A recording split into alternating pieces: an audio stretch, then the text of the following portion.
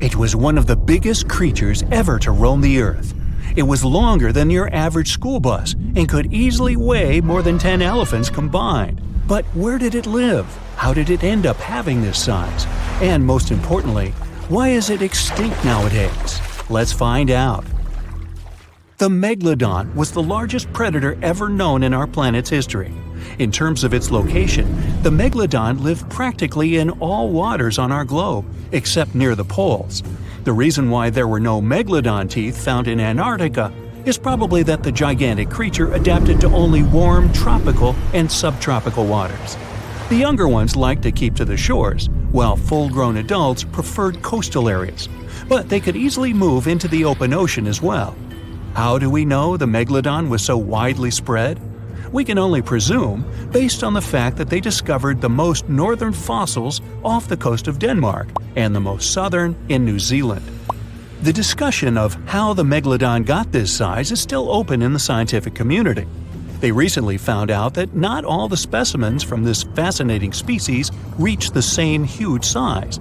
This has to do with a little something called the Bergmann's rule, which says that the temperature of the surrounding environment affects the animal's body size because they either need to conserve or shed heat. The megalodons that reach cooler waters probably needed more body weight to make sure they survived in low temperatures.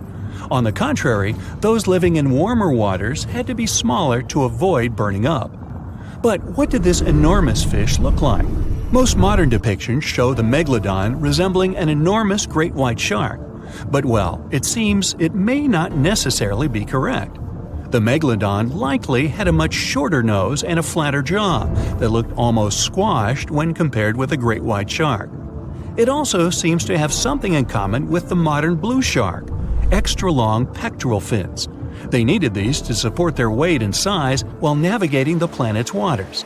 Lastly, the lady megalodons, seem to have been about twice as large as the gentlemen. As for their offspring, even a small megalodon was enormous, at least 6.5 feet from nose to tail. How do we know that? Because specialists have stumbled upon megalodon nursery habitats in Panama, Maryland, the Canary Islands, and Florida. Even the piles of used diapers were enormous.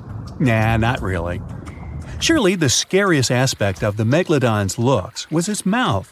I mean, think about it. Megalodon had whales for dinner, so it obviously needed to open its mouth wide enough. Scientists have estimated that its jaw would span a mind-boggling size, 9 by 11 feet wide. Just to paint you a better picture, that means it could have easily gulped down 2 adult people side by side. Wait, which 2 adults? Those impressive jaws also feature 276 teeth. Based on modern reconstructions of the force of its bite, it looks like it may have been one of the most, if not the most, powerful animals of prey ever to exist. For comparison, humans can have a bite force of around 1,300 newtons. Today, great white sharks have been estimated to be able to bite down with a force of over 18,000 newtons. The megalodon tops all the records, with an estimated power of bite up to 10 times greater than that. It could basically crush a car with very little effort. Its teeth were also pretty amazing. Similar to sharks, the megalodon was fast in replacing its broken or worn teeth. With 4 or 5 rows of teeth in its mouth, it basically acted like a conveyor belt, growing back damaged or missing teeth within about 48 hours. This means that an adult megalodon probably would have grown several thousand teeth throughout its lifetime. It was nice of them to do that, though, since it's probably one of the reasons why megalodon teeth are so common in fossil records, and we're able to study them properly. To maintain its impressive physique, the megalodon had to eat somewhere around 2,500 pounds of food per day. Can't wrap your head around that? Well, it was the equivalent of 1.25 cows per day to survive. It's like if you had to eat 3,300 cans of tuna every day. I've used the word megalodon a lot, but have I mentioned where it comes from? When translated from Greek, it means giant tooth. Ah, those clever Greeks. However, this giant shark's full scientific name is a bit more complicated: Carcharocles megalodon. But are these gigantic predators actually extinct? We tend to believe so, but let's be honest for a second. We've come to know more about the surface of Mars than the depths of our oceans. Like, we've only explored 15% of our oceans altogether. Who knows what may be lying out there in the deep? Maybe some ancient predators? The Mariana Trench is the deepest oceanic trench on Earth. The Challenger Deep, its deepest part, is so deep that you could dip the whole of Mount Everest in there and it would still be over a mile above the surface. That's deep. If a Megalodon or two ever needed a place to crash, that would be a discreet enough location. However, the Mariana Trench is not a particularly comfy place to be in. Because it's cold and steeped in total darkness and all. The temperatures here are around 36 degrees Fahrenheit all year round. And to top it all off, the pressure is 1,000 times stronger than at sea level. So it's safe to assume that if any Megalodon is hiding in here, its teeth and bones might not be looking so good. Because of the intense pressure here in the Mariana Trench, proteins and calcium start to dissolve and disintegrate. That's why, for example, the Haddell snailfish, the deepest dwelling fish we've discovered, has evolved to feature flexible cartilage instead of bones. To survive here, the Megalodon would also need to learn to navigate in complete darkness. That means they would have to either become luminescent or evolve to grow massive eyes like the giant squid. While it may sound like an intriguing and good idea for a movie script, most scientists don't think it's possible. Why? Well, most of them say it's because of the Megalodon's size. Most foods that Megalodons like to eat live in shallow ocean areas and not in the deep, deep sea. Specialists believe that if these animals were actually still roaming our waters, there's no way we wouldn't know about it. They would need to come up for dinner every now and then, right? Their food is also the most likely cause of why the Megalodon is not alive anymore. While some specialists believe the Megalodon became extinct because of a drop in the ocean water temperature, most scientists suggested that the shifting food chain dynamics may have been more to blame. Why? Because at some point, there was less and less of its primary food source, baleen whales, and at the same time, the numbers of its natural competitors, like smaller predatory sharks like the great white shark and whales, increased. The Megalodon did live on this planet a lot more than we did, and way back when we didn't even exist yet. They were here for nearly 70 times longer than we, modern humans, have, inhabiting the oceans for around 20 million years. Homo sapiens appeared around 300,000 years ago. The Megalodon managed to survive for so long mostly because of its unbeatable size. I mean, they can make a meal out of almost everything in the sea at the time. We may think about both of them as prehistoric creatures, but the Megalodons and the dinosaurs never coexisted on Earth. The dinosaurs probably died out about 66 million years ago. Megalodons seem to have appeared a bit later. That's because the oldest Megalodon fossils we have yet discovered are from the Miocene epoch, which began 23 million years ago. So long, Meg! Dwarf lantern shark. Sounds kind of like a superhero, huh? This is the smallest shark in the world. It's only the size of your palm, and it can glow in the dark. Well, that's a superpower. Blue-ringed octopus. The most beautiful octopus in the world, but the bright colors of animals usually indicate they're venomous. An antidote to its venom is yet to be found, although this little guy is the size of a TV remote. Sarcastic fringehead. Though this fish is only 12 inches long, it can eat prey much larger. Its jaw can open just like a dinosaur's. The sarcastic fringehead has been known to attempt to swallow a whole octopus. Hey, can't we all just get along? Red lionfish. This beauty has an incredible appetite. It can eat fish 2/3 the size of its body, and it hides the needles on its fins, which contain a potent venom. Striped surgeonfish. It has scalpel-sharp spikes on its fins, not to perform surgery, but to hunt. And unlike a doctor, it has venom on them. Black dragonfish. This is the only fish that can produce infrared light thanks to the chlorophyll in its eyes. It lives only at a depth of 6,600 feet, and you can only reach that depth in a special submarine. Reef stonefish. This genius of camouflage usually lies on the bottom and pretends to be a rock. Tourists can often step on it, and sharp needles on its back can easily cut even through the hard sole of a boot. Viperfish. This fish, the size of your forearm, has the largest teeth in relation to its head in the world. But you're unlikely to encounter it because it lives at a depth of 13,000 feet.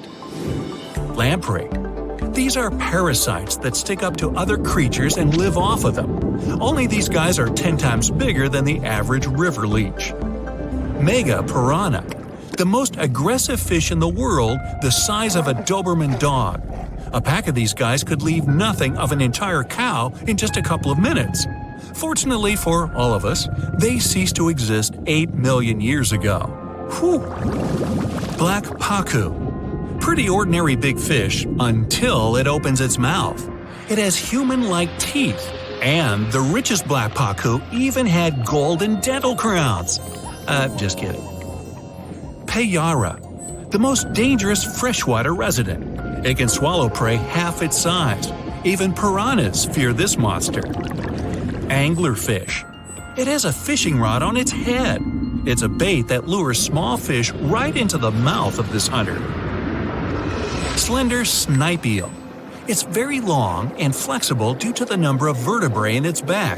There are 750 of them. By comparison, we only have 33 to 34 vertebrae.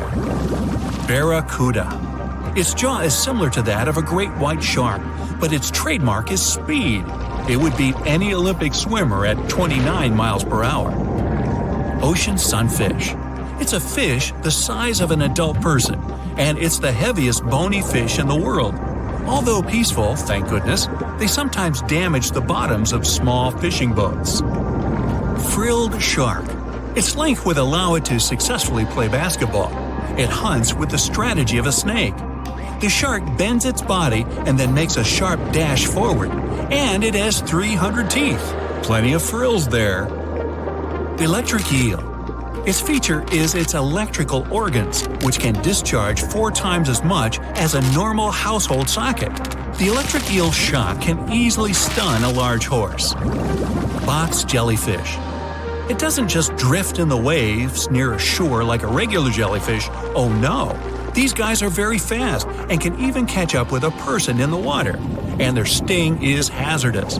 They don't look for trouble, but they're always ready to defend themselves. Goblin shark. Its snout ends in a long blade-like outgrowth, and its jaw could extend all the way to the end of the snout. It's one of the most terrifying sharks in the world, despite its tender pink color. Saltwater crocodile. This is the most bad-tempered crocodile on the planet, and one of the largest at 20 feet.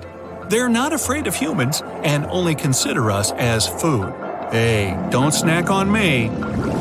Great white shark, the most notorious inhabitant of the oceans.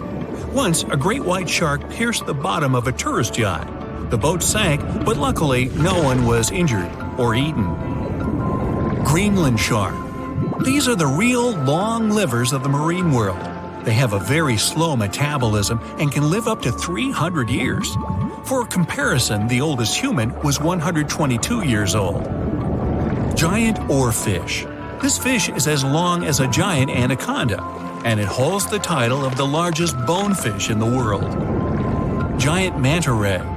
This creature might look like it's smiling, but it'll rush at you without hesitation.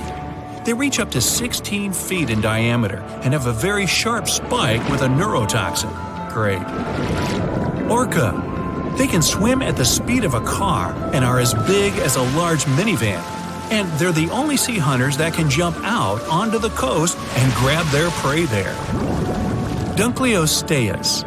This guy was the size of a limousine. Although it had no teeth, it had bony plates that gave it one of the strongest bites among sea creatures. Camarasaurus. This is an ancient clam of incredible size, but 90% of its entire body was a cone shell. It was heavy, which prevented it from moving very fast. So most of the time, Camarasaurus lay motionless on the bottom, waiting for small fish to swim by. Kronosaurus. It was similar to a crocodile, only several times larger. The remains of one of them contained dinosaur bones, so Kronosaurus hunted not only in the sea, but also on land. Helicoprion, one of the few species to survive the Triassic extinction event. It did so thanks to its high intelligence and a powerful fighting tool, the circular saw-shaped jaw on its nose. Elasmosaurus. Its appearance resembles a giraffe, only twice as big. And these guys were real travelers. They swallowed small rocks to grind their food. 300 rocks from all over the world were found in the remains of one of them. Colossal squid. It weighs as much as 2 polar bears and is 5 times as long as a human. They're extremely rare, but still exist far out in the cold waters of our planet. Humpback whale. Like ordinary whales, they feed on plankton and small fish, using their mouth as a huge net. They use their giant tail to stun large schools of fish. Mosasaurus. Aren't you impressed that I can say these Latin names? No? Oh well. The Mosasaurus were as big as a subway car and were the kings of the seas 66 million years ago. Their jaw and skull were snake-like, and they could swallow their prey whole. Today, we can still find their relatives, the monitor lizards. They monitor where you go. Not really. Melville's Leviathan. Now this guy had the biggest teeth ever known. They were basically as big as half your hand, and their appearance resembled something between an orca and a sperm whale. Leadsichthys. They were bigger than a school bus, but they weren't hunters. Their large size prevented them from being fast, so they fed mostly on plankton. Megalodon. Ooh, the most famous ancient sea creature. They were heavier than a tank or even a small house. Some people think they're still living in the deep waters of the ocean, but this, of course, is not true. Basilosaurus. Giant ancestors of modern whales. They had large lower limbs. Perhaps it's because they used to be land creatures, but in the course of evolution, they gradually moved into the water. Cachalot. Sounds like it should have been on a baseball team. They were almost as long as a basketball court. Their brains weighed 15 pounds. That's 7 times the weight of a human brain. Sei whale. Okay, whale. Actually, it's its name, not a command. One of the best swimmers of all whales. Sei whale could go up to 31 miles per hour and dive deeper than the height of the Empire State Building. Shastosaurus.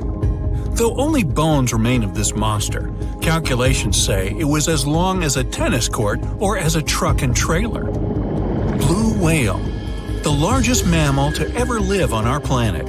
Its heart alone weighs as much as a big motorcycle, and its veins are as wide as a big pot. And these guys can sing songs. Lion's mane jellyfish. The world's largest jellyfish. It has a hat 7 feet wide and tentacles as long as a 10-story building. Although they're not dangerous at all, people can still get tangled in their incredible tentacles like in a net. Portuguese man-o'-war. Although its head is very small, just like an ordinary jellyfish, its tentacles are as long as half a soccer field. And these things are venomous. They paralyze fish and anything caught in them, even people. So, stay away, huh?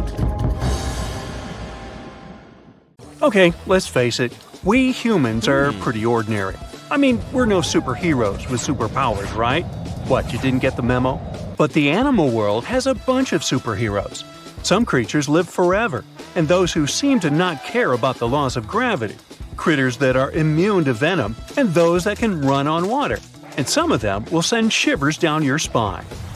So the first superpower on the list is the ability to live without water. Kangaroo rats can get by without water for years. They actually don't mind living without any water. Humans, on the other hand, can only survive 3 days without water. Human 0, kangaroo rats 1. These little buddies live in extremely arid desert areas and have to get water from the seeds and plants they eat. And although it may sound a bit disturbing, kangaroo rats also know how to extract water from their urine before they set off on a bathroom trip. This way, they don't waste a single drop of precious moisture. Well, that would come in handy at sporting events. Now let me introduce you to the Peter Parker of the animal world. Yep, seems like Spider-Man is real, but not human. Meet a gecko lizard, or simply gecko. This critter has a marvelous ability to climb up all kinds of vertical surfaces and can even go for a walk on the ceiling. This gravity-defying feat is possible thanks to the lizard's unique foot pads covered with tiny hairs. They can cling to almost any kind of surface, no matter whether it's smooth, hard, rough, or soft. One more fun fact about these guys is that they lack eyelids, so they always keep an eye wide open for what's going on around them. If you wonder how they keep their eyes protected, here's the answer. Their eyes are covered with a transparent membrane, the cornea. Sure thing, they can't close their eyes, and if they have something in their eye, they simply lick it off. Right, they clean their eyeballs by licking them. I guess that's another superpower. Any supersonic superpowers here? Sure. A 1-inch long subtropical shrimp disorients its prey with a sonic boom. Despite its modest size, the pistol shrimp is one of the loudest marine animals. When the shrimp snaps its claws, it creates a sound as loud as a sonic boom. Naturally, this sound stuns the prey, and the shrimp can catch it without too much effort. Now, in the comic world, there's Venom. In the animal world, there's a guy that can be called anti-venom. Opossums are known for their handy trick of pretending to have passed away when a predator attacks them. But that's not the end of the story. These guys are also immune to rattlesnake and pit viper venom. The secret is a peptide that helps opossums neutralize dangerous chemicals. This is the reason why snakes are a favorite treat on opossums' diet. There's one curious thing they have on their diet: ticks. One opossum can hoover up about 5,000 ticks per season, and most of them are picked off their own bodies. Now, imagine a fish that is so notorious that it's called a dangerous fish. It's mabenga, and it literally translates to dangerous fish in Swahili. This monster lives in freshwater and doesn't mind having a crocodile for lunch. Not a whole crocodile, but mabenga can take a bite out of them. But to be honest, these guys are intimidated by the crocodiles, the same way the crocs are intimidated by them. Now, you're watching this video on some gadget, right? Well, we all owe the gadgets we have to the electric eels in some way. I mean, all gadgets have batteries, and eels contributed a lot to the invention of an electric battery back in 1800.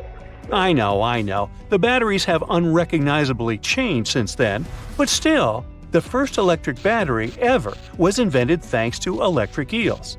Anyway, if you see one of them and want to thank them for their magnificent invention, don't do that. Thing is, they can deliver shocks up to 860 volts. You don't want to experience that. Now let's talk about the Count Dracula of the animal kingdom. Nope, I'm not talking about bats. I'm talking about the fanged vampire fish. These fish are known as payara and have 2 long fangs protruding from their lower jaw. Here's why some people associate them with vampires. Hippos are the beauty gurus, since they know how to save a fortune on skincare. Living under the harsh African sun, these animals secrete a sweat-like red oily substance that evaporates and keeps the animals' bodies cool.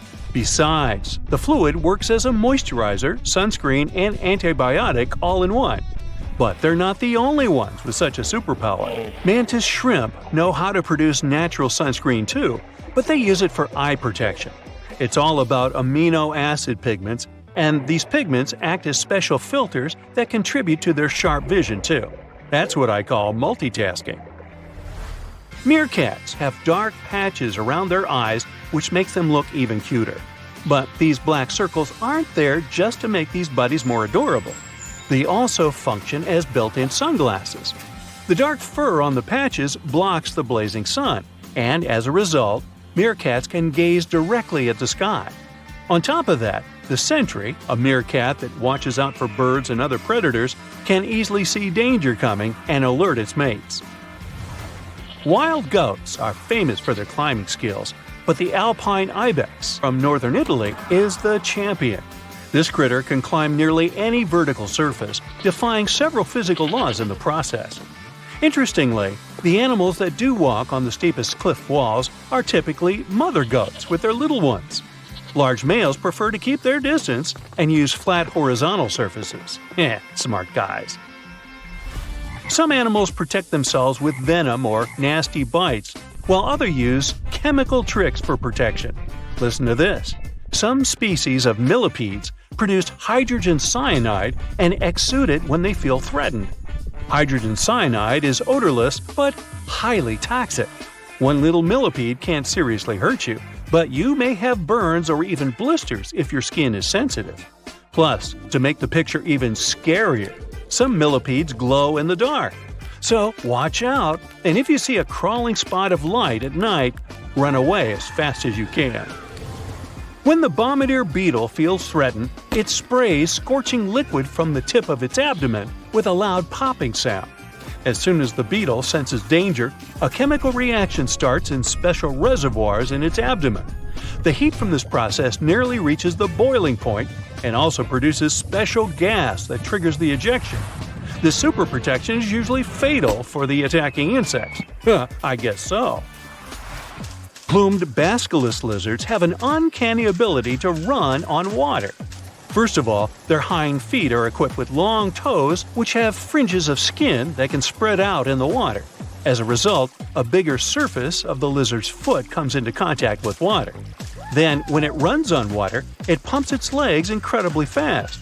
This creates little pockets of air that prevent the animal from drowning by keeping it on the surface. Now, fleas can be annoying, but it doesn't make them any less amazing. These tiny critters can leap about 50 times their body length. If people could do the same, we would be jumping about 1/4 of a mile into the air. Well, let's try it. The most curious thing about fleas' astonishing ability is that they take most of the power for leaps from their toes, not knees. So, what's your favorite animal superpower? I vote for the kangaroo rat. I don't like standing in lines for the bathroom. There's a creature somewhere deep in the ocean looking for prey that would make Dracula himself proud. It's been around since before even the dinosaurs walked the earth. It has no bones or jaw, but it doesn't stop this underwater vampire from hunting. The name of this eel-like parasite is the Pacific lamprey. The English monarch loved this fish so much that he defied doctors' orders to stop eating lamprey flesh. He got sick every time he'd have the original gooey fish. But the lack of bones and the fact that this lamprey tastes like slow-cooked beefsteak made the royal fall in love with the fish once and for all. The product of this love was a chill in his aged body, some heavy sweating, and some other scary symptoms, which eventually took his life and interrupted his 35-year reign. The lamprey is way better at surviving, as it lived through at least 4 mass extinctions. Its ancient ancestors evolved over 450 million years ago. There are around 40 living species of lampreys still thriving across the world. The Pacific lamprey is just one of them. These creatures have cartilage instead of bones, and a third eye, which is a special light-sensing organ on the top of their heads. Instead of a regular jaw, they have a sucker mouth surrounded by teeth. It's perfect for latching onto prey and sipping up body fluids like underwater vampires. Once they pick a victim, they suction it, making a seal that's almost impossible to break. Scientists believe the Pacific lampreys don't munch on flesh. Female lampreys lay up to 200,000 eggs in nests that stay in fresh water for 3 to 4 weeks. Once the larvae hatch, they burrow into sediment and stay under the sand for up to a decade. When they hit their teenage years, these miniature Draculas re-emerge and migrate from freshwater all the way to the Pacific Ocean. This journey isn't the easiest, and it takes some changes to its appearance and physiology to adapt to a huge change in salinity. After several years, they go back to freshwater to reproduce. Pacific lampreys can use chemical clues released by their larval migrating pals to find their way. They can travel hundreds of miles inland to find the perfect spot for spawning and rearing. It's not always the same place they spawned in. Many species of birds, mammals, and other fish can appreciate the fatty flesh of lamprey. This makes them some of the most valuable players in freshwater and marine ecosystems. Another lamprey type, the sea lamprey, is native to the Atlantic Ocean. It's not that dangerous when it's at home, but once it gets to the Great Lakes, it becomes a real threat to the 4 local native species of lamprey. The sea lamprey is up to 4 times bigger than the lake species. It has unlimited food and spawning grounds, and no natural predators here, so it becomes cocky. It secretes an enzyme that doesn't let the blood clot. Once it attaches to some unsuspecting fish, it spends the next several months feeding off of it. And even if the fish shakes the lamprey off, it doesn't have long to live because the mark the predator leaves behind. Sea lampreys aren't interested in humans, but can accidentally latch onto a swimmer. It won't be fatal, but it's not the most pleasant sensation, and you need to get the spot of the impact disinfected. The Australian box jellyfish looks harmless, but it's considered the most venomous marine animal. Unlike other kinds of jellyfish that float with the current rather than swim, this creature can reach an impressive speed and choose its own direction. It has tentacles covered with tiny darts loaded with poison. People and animals that get unlucky enough to meet with those tentacles face some scary and sometimes even fatal consequences in a matter of minutes. Before you decide to never revisit the ocean, you should know that only a few out of around 50 existing species of box jellyfish have venom that is lethal to humans. There are some not-so-dangerous species living in warm coastal waters worldwide. And the most dangerous ones are in the Indo-Pacific region and northern Australia. A blue-ringed octopus spots a signature psychedelic color and the ability to take away your life. This cute-looking sea monster likes to spend its time in the soft, sandy bottom or shallow tide pools and coral reefs. It normally hides in underwater crevices, among shells or debris. If you disturb it, the octopus will activate its tiny color-changing organs and demonstrate its blue rings as a warning signal. The next step will be releasing a venom 1,000 times more powerful than cyanide. This venom is more toxic than that of land mammals. The octopus normally uses it to hunt crabs, shrimp, and small fish by pecking them with its beak and paralyzing them. There is no known antidote for the venom, so if you ever see this sea creature, the best you can do is to stay away from it. It bites without any pain, so you might notice when it's too late. The good news is that it's not aggressive and won't go after you unless it's cornered. The reef stonefish are masters of disguise in the underwater world that camouflage themselves on rocks, coral reefs, or just blend into the seabed. They thrive throughout tropical marine waters of the Indo-Pacific. Their invisibility superpower makes them especially dangerous to their prospective victims they ambush and swallow whole. If someone happens to disturb them, their 13 defensive dorsal spines stand on end and deliver a powerful venom punch. They say stonefish stings are extra painful and lead to scary consequences within minutes. They're called the most venomous fish in the world. If you don't do anything about it, the impact can be lethal. If you ever go diving in the Pacific Ocean, be careful not to pick up a cone snail from the seafloor. It has a beautiful shell made of brown, black, or white patterns. Like most other snails, it's slow, but it has a complicated system of seeking out prey. It likes to snack on fish, marine worms, or even other snails. Once a cone snail senses food is near, it activates a sharp proboscis, or a needle-like protrusion from its mouth. The attack is swift and super potent. The victim doesn't even have time to realize what happened to them. Once it's completely incapable of moving, the cone snail swallows it whole. Humans aren't on its menu, but it can still release the venom if someone steps on it or disturbs it.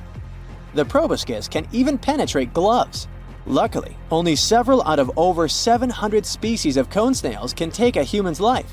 But since there's no antivenom, you better not risk it. All 52 known species of sea snakes living mostly in the warm tropical waters of the Indian and Pacific Oceans are venomous. The beaked sea snake even has the title of one of the world's most venomous serpents, but it's one of the few kinds that can pose a real threat to humans. Sea snakes prefer a peaceful coexistence and would rather slither away than engage in any confrontations. If you ever see them in the water, staying calm and moving slowly will save your life. Sea snake bites, although almost painless at the moment, can have varying degrees of impact. Some may only cause mild symptoms, while others can lead to severe outcomes. Most bite reports come from accidental encounters, like someone freeing them from nets or unsuspecting beachgoers stepping on them. Blue dragons rarely grow larger than the size of a grape. They like to swim belly up, so their brightest blues blend in with the ocean waters. And the silver front faces down and camouflages with the darker seabed. Blue dragons feed on another dangerous sea creature and store up their stinging cells. Their venom lives on even after the fish itself is no longer alive. That's why you should be extra careful and never pick up or step on them on the beach. You know how they say it's better to just hand over your wallet if you run into a mugger? Instead of surrendering their wallets, sea cucumbers choose to spit out some of their insides to fend off predators like crabs and fish. It's a natural defense mechanism for them, and they quickly grow those organs back in just a few days, thanks to special cells inside their bodies. It's not the only weird thing sea cucumbers do. They can actually breathe through their rear end. They have this thing called a respiratory tree that connects to their backside and sits right next to their intestines. So when they suck in water from their behind, it goes into that respiratory tree, letting them absorb oxygen directly into their fluids. Plus, sea cucumbers are the janitors of the ocean. They munch on whatever gets stuck in the sand on the ocean floor. Once they've eaten, they manage to clean out the sand, leaving it nice and tidy after they do their business. As for the clean sand, the stunning white sand beaches in Hawaii are actually a product of parrotfish number 2. These fish munch on algae from rocks and dead corals, and while they're chomping away, they also grind up the leftover bits of coral in their bellies. When they're done, they move their bowels, and voila! It all comes out as beautiful sand. Not only do they play a vital role in keeping the coral reef ecosystem healthy, but they can churn out hundreds of pounds of this white sand every year. Marine animals are seriously impressive when it comes to holding their breath. Just look at sperm whales and elephant seals. They can stay underwater for a mind-blowing 2 hours. Then there's the Cuvier's beaked whale, which holds the crazy record at almost 4 hours underwater. When you compare that to the human record of 24 minutes and 37 seconds held by pro diver Budimir Shobat, it seems pretty insignificant. But what's the marine animal's secret that helps them excel humans this much? Unlike us, these sea creatures have a ton of hemoglobin and myoglobin in their blood and muscles, allowing them to store way more oxygen. When their oxygen runs low, myoglobin steps up and releases even more. Plus, they can tolerate higher levels of CO2, so they don't feel the need to breathe as quickly. There's even a study that found their myoglobin molecules have a unique charge that keeps them from sticking together, which boosts oxygen storage. And on top of all that, they can slow down their heart rate and restrict blood flow to hang out underwater even longer. Rumor has it that about 540 million years ago, a meteor loaded with frozen octopus eggs smashed into Earth. Sounds like a delirium, but some scientists are entertaining a very questionable idea that octopuses and their cephalopod buddies, like squids and cuttlefish, might actually have some extraterrestrial origins. The thing is, cephalopods have extraordinary DNA that doesn't look like any other DNA on our planet. They've got around 33,000 protein-coding genes in their genome, which is way more than what we humans have.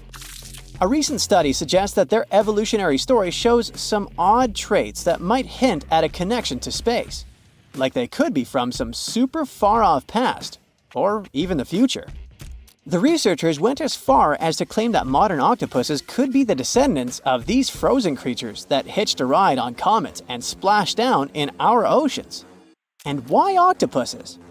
Well, they really stand out in the animal kingdom.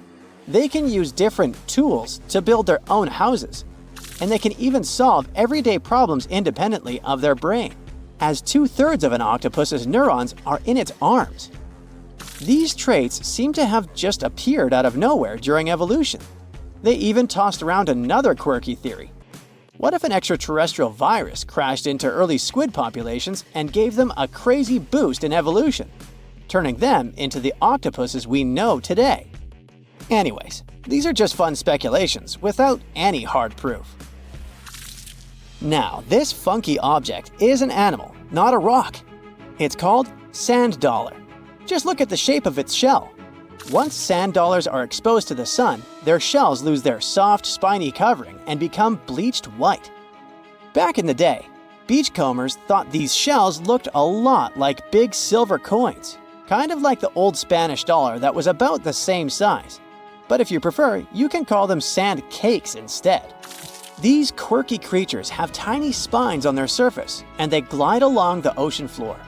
They use small tube feet that line the grooves on their underside to grab bits of food like plankton and algae, which they then send to their mouths.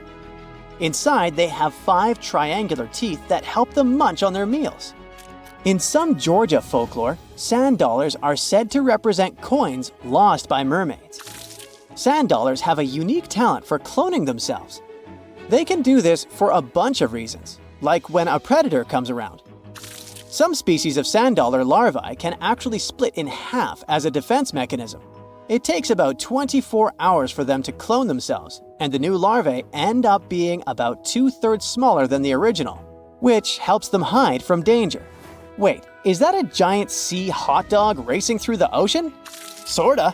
Some scientists have joked that sperm whales seriously resemble enormous hot dogs. These massive creatures can take quick naps, standing up for about 10 to 15 minutes. They only sleep about 7% of the time, mostly between 6 p.m. and midnight.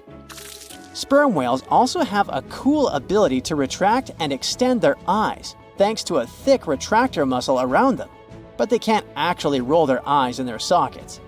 Plus, they have the most asymmetrical skull of any mammal out there. Oh, and let's not forget, they have the largest brain of any living creature, weighing in at over 9 pounds. Unlike us humans, if dolphins went into full-on snooze, they'd stop breathing and could drown. So they figured out a genius solution.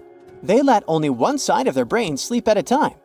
This means one half stays awake to keep them breathing and watching out for any potential threats. When they snooze, they only close one eye. If their right brain is resting, their left eye is shut, and vice versa. This unique sleep style is called unihemispheric sleep, and it lets them recharge without ever fully losing awareness.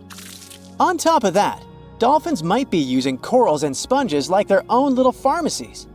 Scientists have seen them rubbing their bodies against specific types of coral and sponges, suggesting they might be treating skin issues.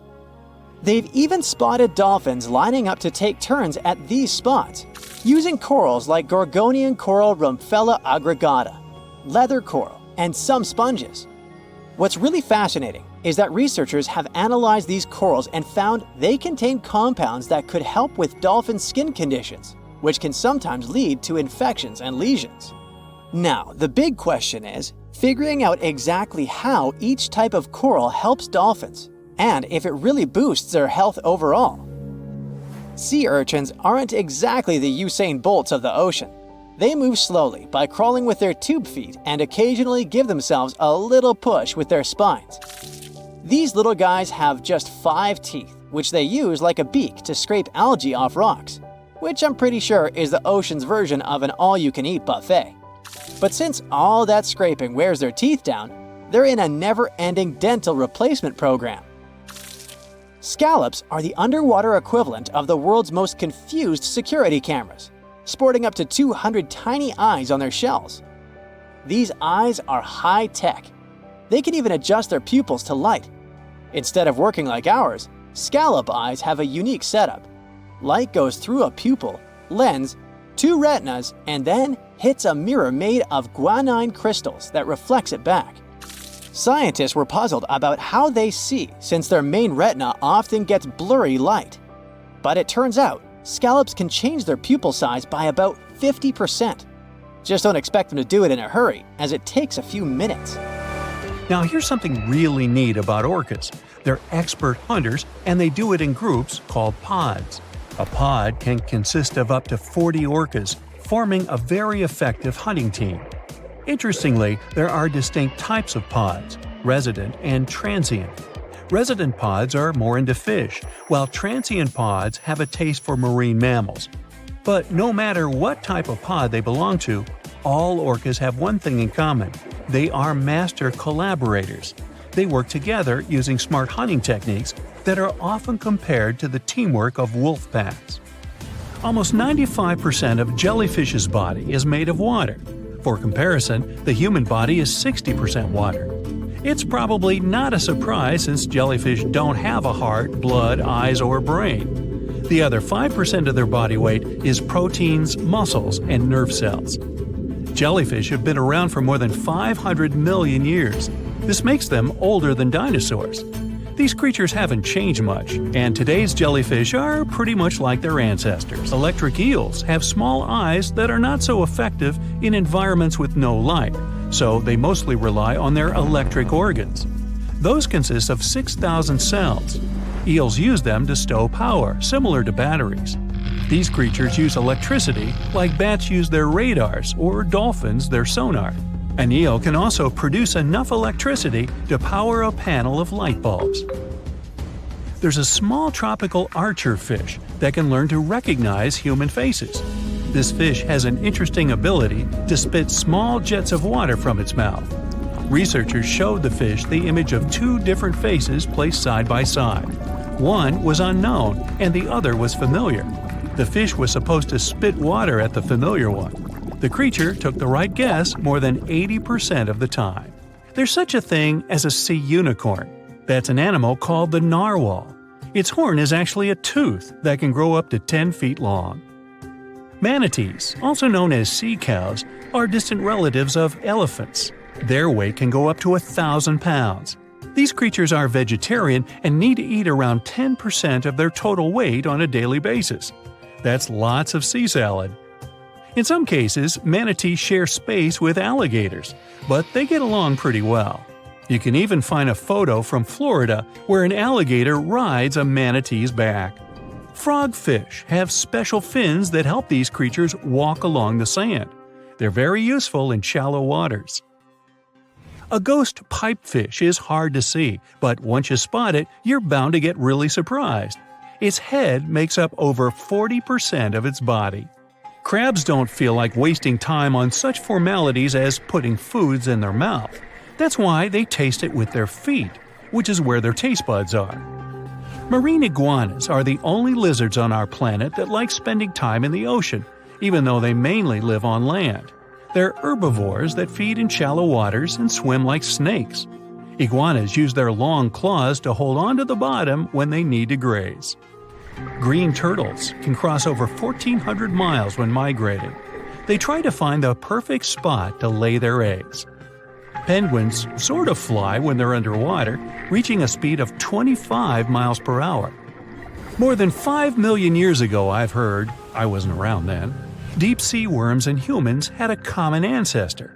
So we still share 70% of our genes with these creatures, and with sea stars, squid, and octopuses. Now, octopuses are in fact incredibly old. The oldest known fossil belongs to an animal that lived almost 300 million years ago. FYI, this is before our dinosaur buddies roamed the Earth. Wait, there's more! Octopus arms have a mind of their own. That's because 2/3 of their neurons lie in their arms, not in their heads. This means that their arms can problem solve how to open a shellfish, while their owner is worried about other stuff entirely. Talk about ninja-level multitasking. Oh, and like other animals, such as chimpanzees and dolphins, octopuses have proven to be good at maneuvering tools, like picking up old shells and using them as a temporary home. Now, of course, the most intelligent animals on our planet are humans, according to humans. But we don't seem to give pigs enough credit. Pigs are so smart they can play video games. No, not Minecraft. But in a recent academic study, scientists had 4 pigs play a joystick game. They had to manipulate the stick so that the moving ball would hit the wall and then they would get a treat. All 4 pigs did great in the test, which was surprising even to the scientists. Now, pigeons also aced an impressive test. They were trained to differentiate a Picasso painting from a Monet one, which they had no trouble learning. Then they were able to apply this knowledge, identifying works of art they had not previously seen, meaning they really understood the difference between each painter. Poor things are always seen as a nuisance. Now, if we placed kangaroos in an Animal's Most Amazing Ability contest, they'd win. It's mainly because they break the four-legged rule. A special species of kangaroo, the red kangaroo, uses its tail to help propel it forward. Now, visually, it has 4 limbs, but in practice, it uses 5. They're biologically built to use their tail as a 5th limb, since it's packed with articulated vertebrae and thick muscles. Of course, it had to be an Australian animal. Deep within the Sahara Desert, you'll find a little creature known as the fennec fox.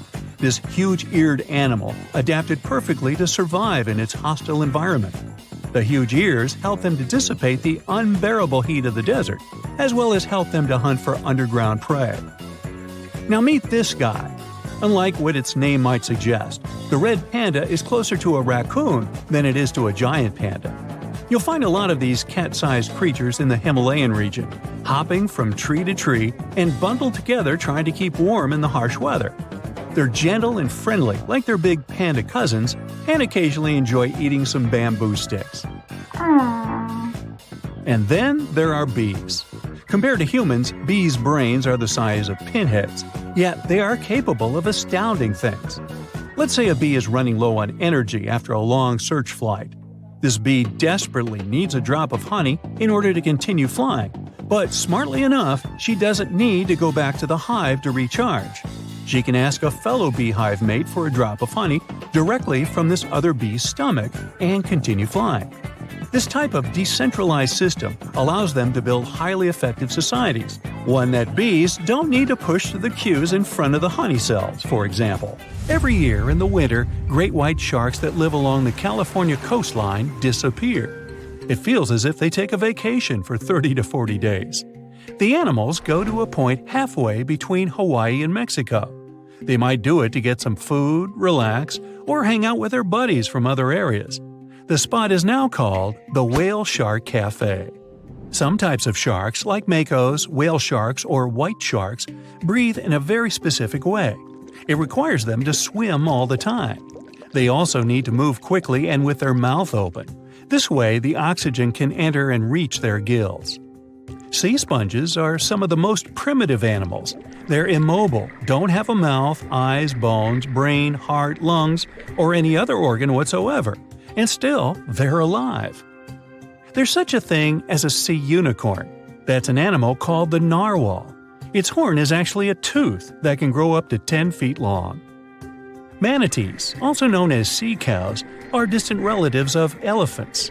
Their weight can go up to 1,000 pounds. These creatures are vegetarian and need to eat around 10% of their total weight on a daily basis. That's lots of sea salad.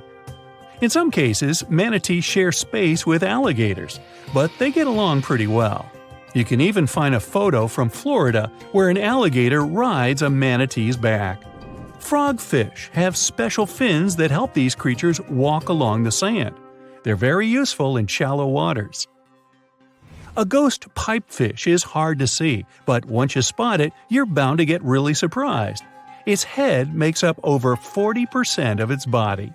Crabs don't feel like wasting time on such formalities as putting foods in their mouth.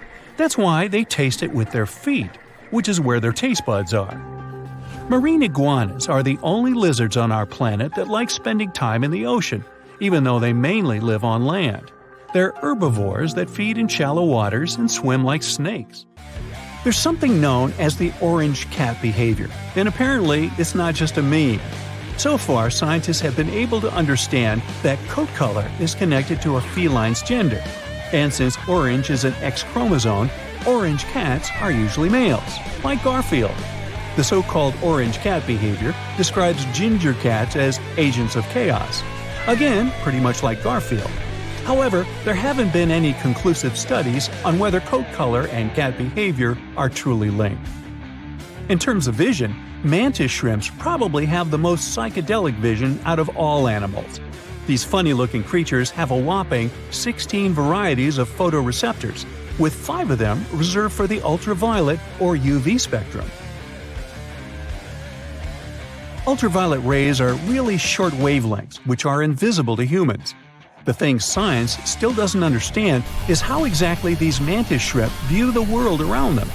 Sure, they can perceive a bunch of colors, but they can't necessarily distinguish all of these colors among themselves. It can be that they just see a lot of really vivid, really blurry colors, but we haven't figured out a way to check that out. Now, to say sloths are cute is an understatement. They may be one of the friendliest animals in the jungle, but there's more. If you look closely at their fur coat, you'll notice hints of green. These greeneries are actually tiny little algae that grow alongside sloths. They help sloths to camouflage better in the jungle, but they also nurture them. The little cracks inside a sloth's fur create the perfect environment for algae reproduction, and scientists have found species of algae that don't exist anywhere else in the world. They do get by with a little help from their friends. Deep within the Sahara Desert, you'll find a little creature known as the fennec fox. This huge-eared animal adapted perfectly to survive in its hostile environment. The huge ears help them to dissipate the unbearable heat of the desert, as well as help them to hunt for underground prey. There are plenty of fish in the sea. Some of them look totally like Nemo or Dory. Then there's the butterfly fish and fancy guppy, which is indeed really fancy. And then there's… What on earth is that? I would definitely not pay for a diving experience to see this guy. The anglerfish has the unofficial title of the ugliest animal in the world, but I wouldn't dare to break that news to it. There are more than 200 species of anglerfish currently swimming somewhere in the gloomy depths of the Atlantic and Antarctic oceans, up to a mile below the surface. Some of them prefer different living conditions, the shallow tropical environments. Different kinds of anglerfish vary in shape and size, from the famous black sea devil to frogfish, monkfish, footballfish, goosefish, batfish, and sea toad. The larger ones can be half as long as a full-sized bed, but most are less than a foot long. Since the choice of meals where these guys live isn't that huge, they had to come up with a unique hunting strategy. They don't waste their priceless life energy on following prospective prey. Instead, they use a piece of dorsal spine that sticks above their mouths like a fishing pole, hence the name of the fish. There's a sac of bioluminescent bacteria that glows brightly in the dark at the end of that rod. The light lures prey, and all the anglerfish has to do is wait, and then enjoy its lunch delivered right to its mouth. Their bodies are pliable and huge, so they can easily swallow prey twice their size. Deep-sea anglerfish eat whatever they can find. Species that live in more shallow water aren't picky either, and can eat anything from shrimp to snails and small fish. Only female anglerfish have the cool fishing rod feature though. So what about their males? Finding a soulmate deep under the sea isn't that easy. I mean, literally, there's no light down there. Plus, there are frigid temperatures and low oxygen levels. Anglerfish can't afford to go on many dates in those conditions, so they mate for life. And before you go aw about it, I have to tell you, they do it in quite a special way. Male anglerfish are much smaller than their ladies. The contrast is so striking that when researchers first got interested in their love life, they thought those males were actually the offspring, or larvae, hanging out next to their moms. Certain anglerfish male species have receptors that alert them that there's a female nearby. After they mate, the male bites into his woman and stays attached to her head, belly, near her tail, and other areas he can access.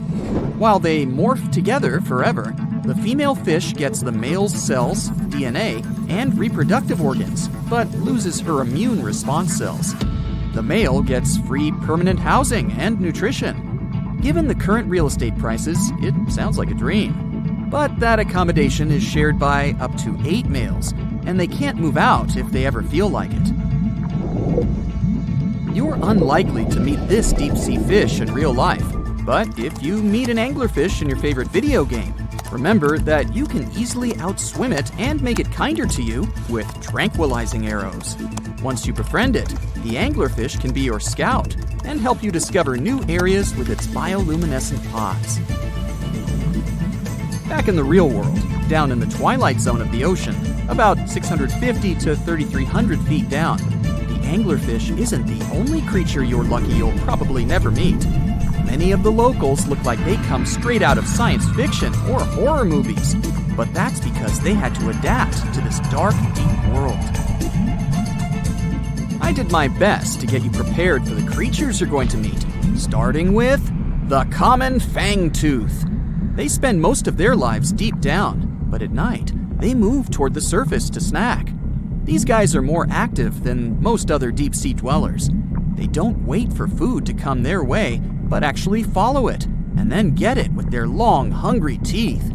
They don't have a built-in light bulb like the anglerfish, so they've developed a great sense of smell and use as much sunlight as they can get there in the depth to get around.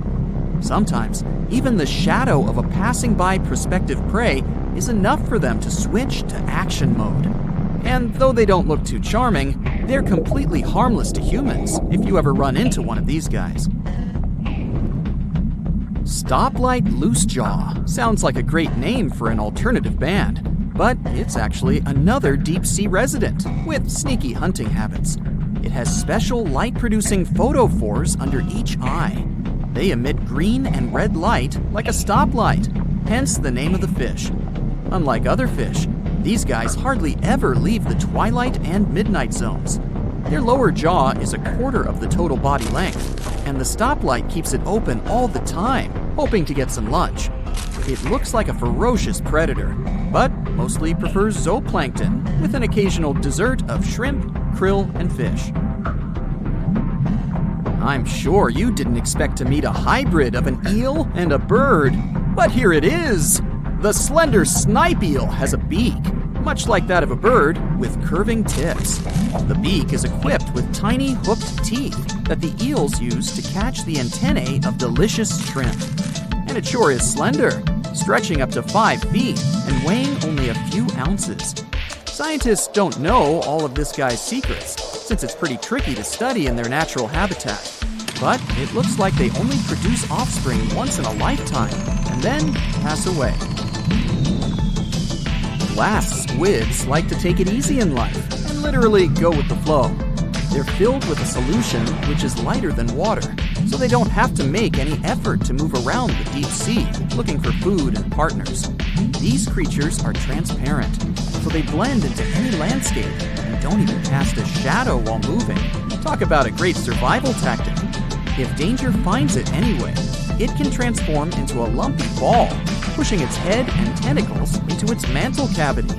It can also release ink into the mantle and go from transparent to black. The same ink can protect it against hungry whales and seabirds. Another tactic they use to scare off predators is to activate their light-emitting organs around their eyes. I'm getting hungry. Maybe I can snack on this sea cucumber. Ouch, it's moving! So I guess it doesn't belong in a salad after all. These soft-bodied fellows live in all parts of the ocean, from shallow waters to the deep underwater world. Most of them slowly move around with their tiny feet, but some crawl around by flexing their bodies. Sea cucumbers can shed their internal organs when there's a predator approaching. Those sticky organs distract the intruder, and the happy cucumber moves on and just grows the organs back. What's that glistening in the distance? Looks like someone dropped gems in the water. That's a sea sapphire, also known as the most beautiful animal you've never seen. Some males of this type of copepod can change color from deep blue to purple, red, or gold. 1 second later, it's gone. And it's back, shimmering bright. The secret to this magic is that their bodies are transparent and reflect light differently at certain angles. It looks like it's their way of communicating between each other and attracting mates. Female sea sapphires don't have the same superpower, but their eyes are bigger compared to males, probably to spot them from a distance. Males roam wild and free, and their ladies stay in the crystal palaces of strange barrel-shaped jellies called salps. Nighty-night, close your eyes and sleep tight. Yeah, humans and most animals do close their eyes when they sleep. But when it comes to fish, things look a bit different. First off, most fish don't have eyelids because they don't really need them. Mammals use eyelids to prevent dust and any small particles in the air from getting into their eyes. Also, eyelids help moisturize our eyes. The environment underwater is nothing like on land, so fish can make do without eyelids. But they also had to develop some fancy gear-like gills. However, some fish like sharks have eyelids. These guys are a very diverse group. Some of them, like nurse sharks that live in saltwater, tend to rest during the day. If they're disturbed while sleeping, they're slow to respond. Some sharks and fish, like tuna, have to swim all the time. They can't breathe another way. When swimming, they keep the water moving over their gills, getting the precious oxygen. Some other types of fish also have eyelids, but they're pretty particular. They're thick and somewhat transparent. They can even see through them.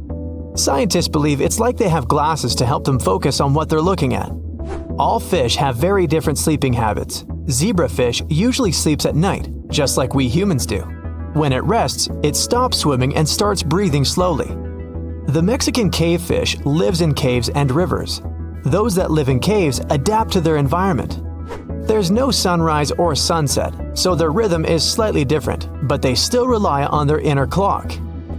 Because they have to live constantly in the dark, they lose eyesight and reduce the need for sleep in general. Some types of damselfish that live in coral reefs even start swimming faster when they're at rest. Scientists claim they probably put half their brain to sleep while the other half is active, just like dolphins do. When the night falls, parrotfish create a mucus cocoon around themselves. It's some sort of a sticky sleeping bag that protects them from potential danger while sleeping.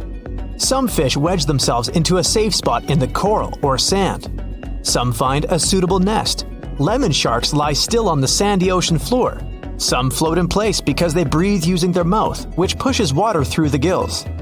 But in general, when sleeping, most fish lie motionless, slow to respond to whatever is going on in their surroundings, breathing slowly.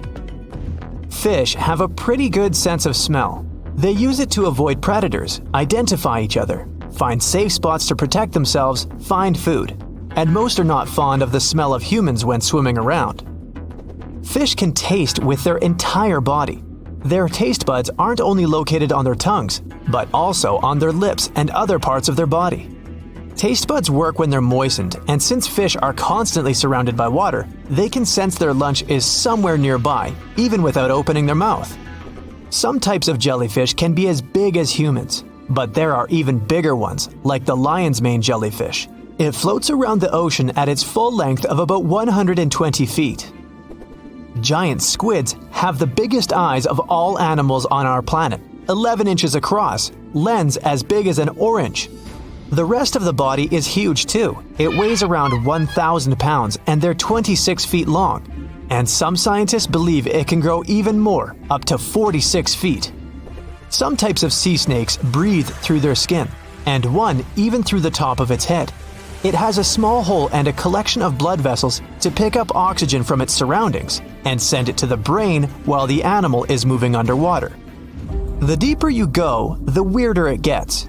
Extreme pressure, dark, and cold depths hide creatures like vampire squids, goblin sharks, giant tube worms, and even the barrel eye, a huge fish with a transparent head. Sea lions can dance when they hear a good beat, making them the second animals on Earth that can move their bodies by following some external beat. They're pretty smart and can even learn some cool dance moves. Sharks are older than trees. The earliest trees showed up 350 million years ago in the area of the Sahara Desert. There was a forest back then. Sharks have been around for 450 million years. Jellyfish and horseshoe crabs have also been here longer than the trees. Whale songs can help us map out the ocean floor. Male whales use deep bellowing songs to attract mates, and these songs are the loudest sound coming from the marine world. They can be heard up to 600 miles away and reach depths of 1.6 miles under the water. The sound bounces back, which helps researchers to get accurate measurements. There are tiny worms living off the coast of Japan. They're pretty feisty and one of the loudest creatures in the ocean. They can be aggressive towards each other and even fight. While doing that, they emit one of the loudest sounds an underwater world can produce. rings of a tree can tell you its age and give you some information about the tree. The same goes for a narwhal's tusk. You can find these unusual creatures in Arctic waters. They live up to 50 years and change color as they age, from blue-gray at the beginning of life to white as they get older. Their tusks are teeth with millions of nerve endings, something they use for feeding and communication with each other. But the tusks also get new layers through the years, giving more information about their age and past living conditions, even diet. Blue whale calves gain about 200 pounds per day when growing up, especially during their first year. When fully grown, they can hear up to 1,000 miles away and move at a pace of up to 20 miles per hour. A glass octopus is rarely seen in the ocean, but can be found in tropical and subtropical regions in deeper parts of the ocean called the twilight zone, or even deeper. Same as with other glass animals like comb jellies or glass frogs, you can almost completely see through these octopuses. Like, you can see their digestive tract, optic nerve, and cylindrical eyes. Pink see-through Fantasia is a glass version of a sea cucumber that uses its bioluminescence to make the predators disappear. There's a pretty bizarre microscopic creature in the ocean that looks like a multi-stage rocket, made of multiple units that repeat, including stomachs and tentacles. Just like ants, they make a colony of many individuals, which works like a single organism. Whale sharks are the biggest fish in the world. They're sharks, but have a lot in common with whales too. Their size is spectacular. They can be up to 40 feet long and weigh around 20 tons, about the weight of 5 hippos. A peacock mantis shrimp is a candy-colored marine creature that can detect ultraviolet light. They have 16 color-receptive cones, unlike us. We only have 3. Frogfish can camouflage, but they don't do it to hide from predators. They want to hide so their prey doesn't see them. They don't have teeth, so they swallow their lunch without biting or chewing. There's a type of marine worm that has a body that divides into a single head and many branches, each ending with a bottom. Also, each ending can grow a brain and eyes on its own. The world's biggest living creature is in the ocean. It's not a huge fungus or a copse of trees, but the Great Barrier Reef off the Australian coast. That reef covers an area of 133,000 square miles and is so big you can see it from outer space. Over 90% of the life forms we have on our planet are underwater and yet undiscovered. At the same time, the ocean makes almost 100% of living space on Earth. Our ocean is like a magnet for heat. The atmosphere doesn't allow heat to escape, which is why all that energy has to be directed somewhere, so it goes straight into the oceans. Because of that, ocean temperatures have increased over the last decades. 90% of volcanic activity on the Earth happens in the ocean. The most significant concentration we know is in the South Pacific, an area no bigger than New York, but with more than 1,100 volcanoes. Pressure at the bottom of the ocean is impressive, especially in the Mariana Trench. If you could go down there, it would be like you're standing and holding almost 50 jumbo jets on your shoulders. Scientists and geologists are out there in the vast ocean, towing these trusty devices, also known as streamer cables. They drop these cables about 16 to 65 feet deep, with each stretching over 20,000 feet long. Now you can imagine that this whole setup creates quite a commotion underwater, attracting all sorts of curious creatures. And guess who shows up for the party? Sharks. Yep, these toothy pals are drawn to the magnetic fields of the streamer cables and sometimes mistake them for a chewy snack. Now, before you start thinking that sharks have a personal vendetta against these cables, let me tell you something. This is not a new problem. It's been going on since the 1980s. Even big players like Google have faced these underwater cable conundrums. They had to surround these internet cables with a fancy material to protect them from shark teeth. I mean, can you imagine a shark causing a delay in your internet browsing? That's one hungry predator with a serious grudge against technology. So, why exactly are sharks so keen on these cables? Well, no one knows for sure. Some scientists think it's because sharks have a thing for electromagnetic fields and get curious. Others believe they just have a thing for anything cable-shaped. It's not all sharks that cause such problems, but which of them are the troublemakers in this aquatic tale? Well, it depends on the depth of the cables. For example, when it comes to a particular depth, the bull sharks seem to be the mischief makers. These bad boys have solid gray physiques and short snouts. They're like the bullies of the underwater neighborhood, causing trouble wherever they go. Bull sharks are widely found in tropical and warm waters around the world, and they seem to have a knack for seeking out these streamer cables. Now I know what you're thinking.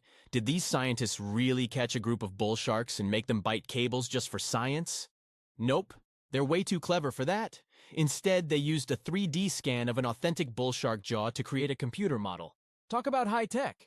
They simulated shark attacks on the cables, measuring the impact and compression forces. It turns out that a shark can really do a number on those cables. But here's the kicker. The strength of the cables depends on how fast the shark is swimming when it decides to take a chomp. So if you see a shark cruising by at top speed, you better watch out for those cables. But wait. We can't blame the poor sharks entirely for the fate of these underwater cables. A 2009 report points out that a lot of fish have a considerable history of nibbling on cables. It's like a buffet for these underwater creatures. Barracudas, sharks from shallow and deep waters, and even some other sneaky culprits have been identified as cable biters. They just can't resist sinking their teeth into the cable wrapping, which then lets the power conductor hang out with the seawater. It's a recipe for cable failure. Still curious about the fascinating world of cable installation? Did you know that more than over 90% of international data takes a watery journey?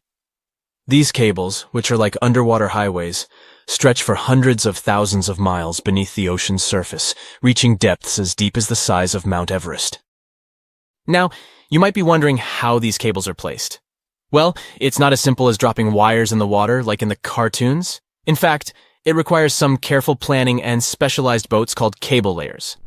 These brave boats meticulously run the cables across the flat surfaces of the ocean floor, making sure to steer clear of all obstacles that Mother Nature throws their way. When it comes to cable sizes, the shallow water cables are about as thick as a soda can. On the other hand, deep water cables are way smaller, measuring up to the size of a marker. Why the difference, you ask? Well, it's all about vulnerability. Way down there, 8,000 feet below sea level, there isn't much action going on. Therefore, these deep-sea cables don't need as much shielding wire for protection. They're like the skinny swimmers of the cable world, gliding through the depths with ease. But let's not forget about the installation costs. Brace yourself, because placing a cable across the vast expanse of the ocean is no bargain. We're talking about millions of dollars. Now, the actual price may vary depending on factors like the total length of the cable and its destination. But trust me, it's definitely not pocket change. Installing shallow water cables is quite the spectacle. They're carefully stuffed beneath the ocean floor using high-pressure water jets. It's like giving these cables a cozy underground home, shielding them from the whims of the ocean currents. So, while cable installation may be slow, and, let's face it, a bit expensive, it's truly a remarkable feat of engineering. The underwater world is a complex and delicate ecosystem, and the cable layers take great care to ensure that their installations don't disrupt the marine life and habitats that call the ocean home. It's a balancing act between technological progress and oceanic conservation, and they're doing a pretty good job at it. Whenever you browse the internet, remember that your cat videos and funny memes might just be zipping through those submarine cables deep beneath the waves. But burying cables safely underwater isn't actually a modern idea, you know. Hold on tight because we're going on a time-traveling adventure back to the mid-19th century. Picture this. It's 1854, and something groundbreaking is about to happen. The installation of the very first transatlantic telegraph cable begins, linking the distant shores of Ireland and Newfoundland. Now, before you roll your eyes and say, "Old news, buddy," let's remember that this was a pretty big deal back then. Fast forward 4 years, and the moment of truth arrives. The first transmission is sent through the cable, carrying a message that goes something like this. Laws. White House received 5-minute signal. Coil signals too weak to relay. Try drive slow and regular. I have put intermediate pulley. Reply by coils. Okay. Maybe not the most exhilarating message ever sent. But hey, they were just getting started. Now, let's put ourselves in the shoes of those remarkable folks involved in this undersea endeavor. Imagine being the lead electrician of the Atlantic Telegraph Company, also known as White House, in the message. He must have been quite the electrician extraordinaire. To put things into perspective, While our cable pioneers were busy laying the groundwork for transatlantic communication, the world outside was bustling with activity. Charles Dickens, that literary genius, was still crafting his timeless novels. Meanwhile, a little settlement named Dallas was officially incorporated in the vast state of Texas. It's pretty incredible to think about how far we've come since then, with our high-speed internet and seamless global communication. Could you really take down the internet by simply going underwater with a pair of wire cutters? Well, technically, yes. You'll need to be all geared up, wearing your snazzy scuba suit and holding a pair of trusty wire cutters. You can also add a mischievous grin on your face just to create the right ambiance, don't you agree? Now, let's get serious. Cutting through those super important submarine communications cables is no easy task. They carry thousands of seriously dangerous volts.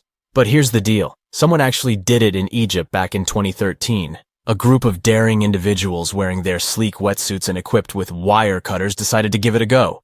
Their target? The Southeast Asia Middle East West, Europe E4 cable. A whopping 500-mile lifeline that connects 3 continents.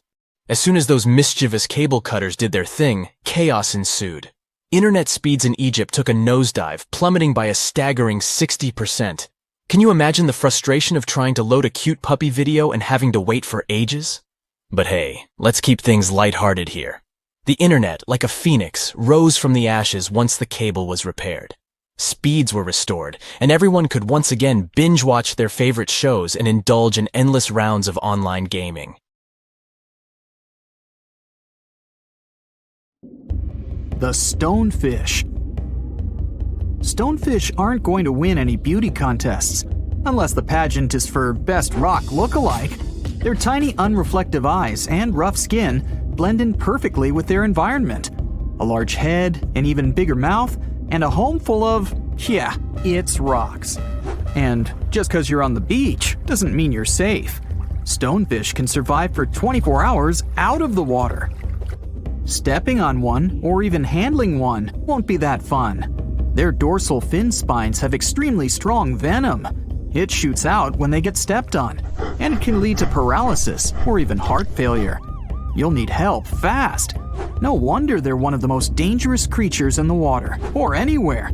Be careful when scrambling around rocky areas. They love to play hide and seek. The deep-sea dragonfish.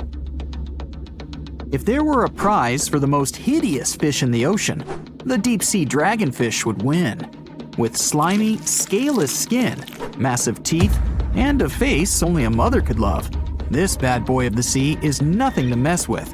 It likes to swim between 700 feet and 6,000 feet below the surface of the ocean, where the waters are the darkest and coldest. Along with some other creatures on this list, the deep-sea dragonfish relies on its bioluminescent body parts to catch prey. It also uses its hanging appendage, which boasts a little red light on the end, coming out from its lower jaw. Many fish mistake this little light for prey, luring them right into the jaws of the deep-sea dragonfish. Very clever dragonfish, very clever indeed. The fangtooth. The Mariana Trench is an underwater trench with a depth of 35,000 feet, nearly 7 miles below the ocean surface. Let that sink in. While scientists know the Mariana Trench exists, it's one of the least explored places on Earth. It's also the deepest area of Earth's oceans.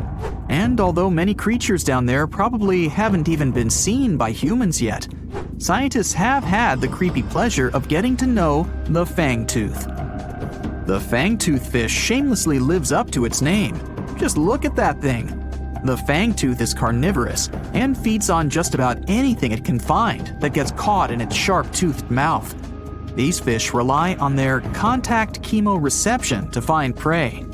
In other words, they can sense chemical residue that comes off of other living organisms in the deep sea. This is because they don't have any light-producing cells on their bodies, unlike many other deep-sea fish. On top of all that, it's pretty dark down there, so whatever crosses their path, they chomp on. While these guys look pretty scary, they're not a threat to humans. They only grow about 7 inches long. Even so, I wouldn't want to run into one of these things during a relaxing swim in the ocean. The Dunkleosteus. Strangely enough, this prehistoric fish, known as the T-Rex of the seas, had no teeth.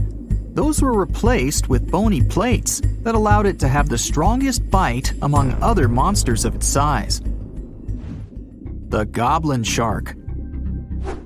If you thought the movies about sharks were scary, this next deep-sea creature will make you swear off going for dips in the ocean forever. However, it lives 3,000 feet underwater, so you'll never likely see it face to face.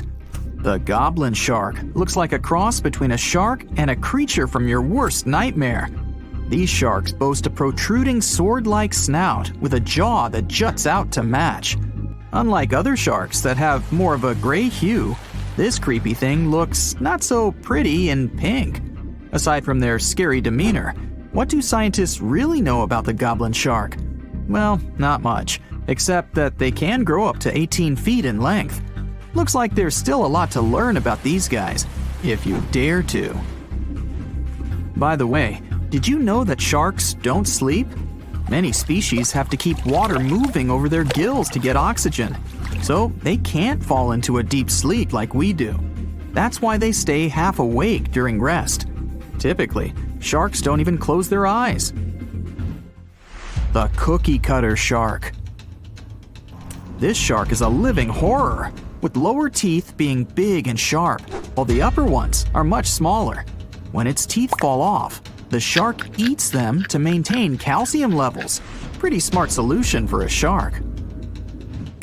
The frilled shark. Studying the frilled shark is like looking through a portal back to prehistoric times. That's because scientists think that these eel-like sharks haven't changed much since their oldest ancestors roamed the deep sea waters, so they're sometimes referred to as living fossils. These sharks' mouths are filled with a terrifying 25 rows of backward-facing sharp teeth, 300 in total.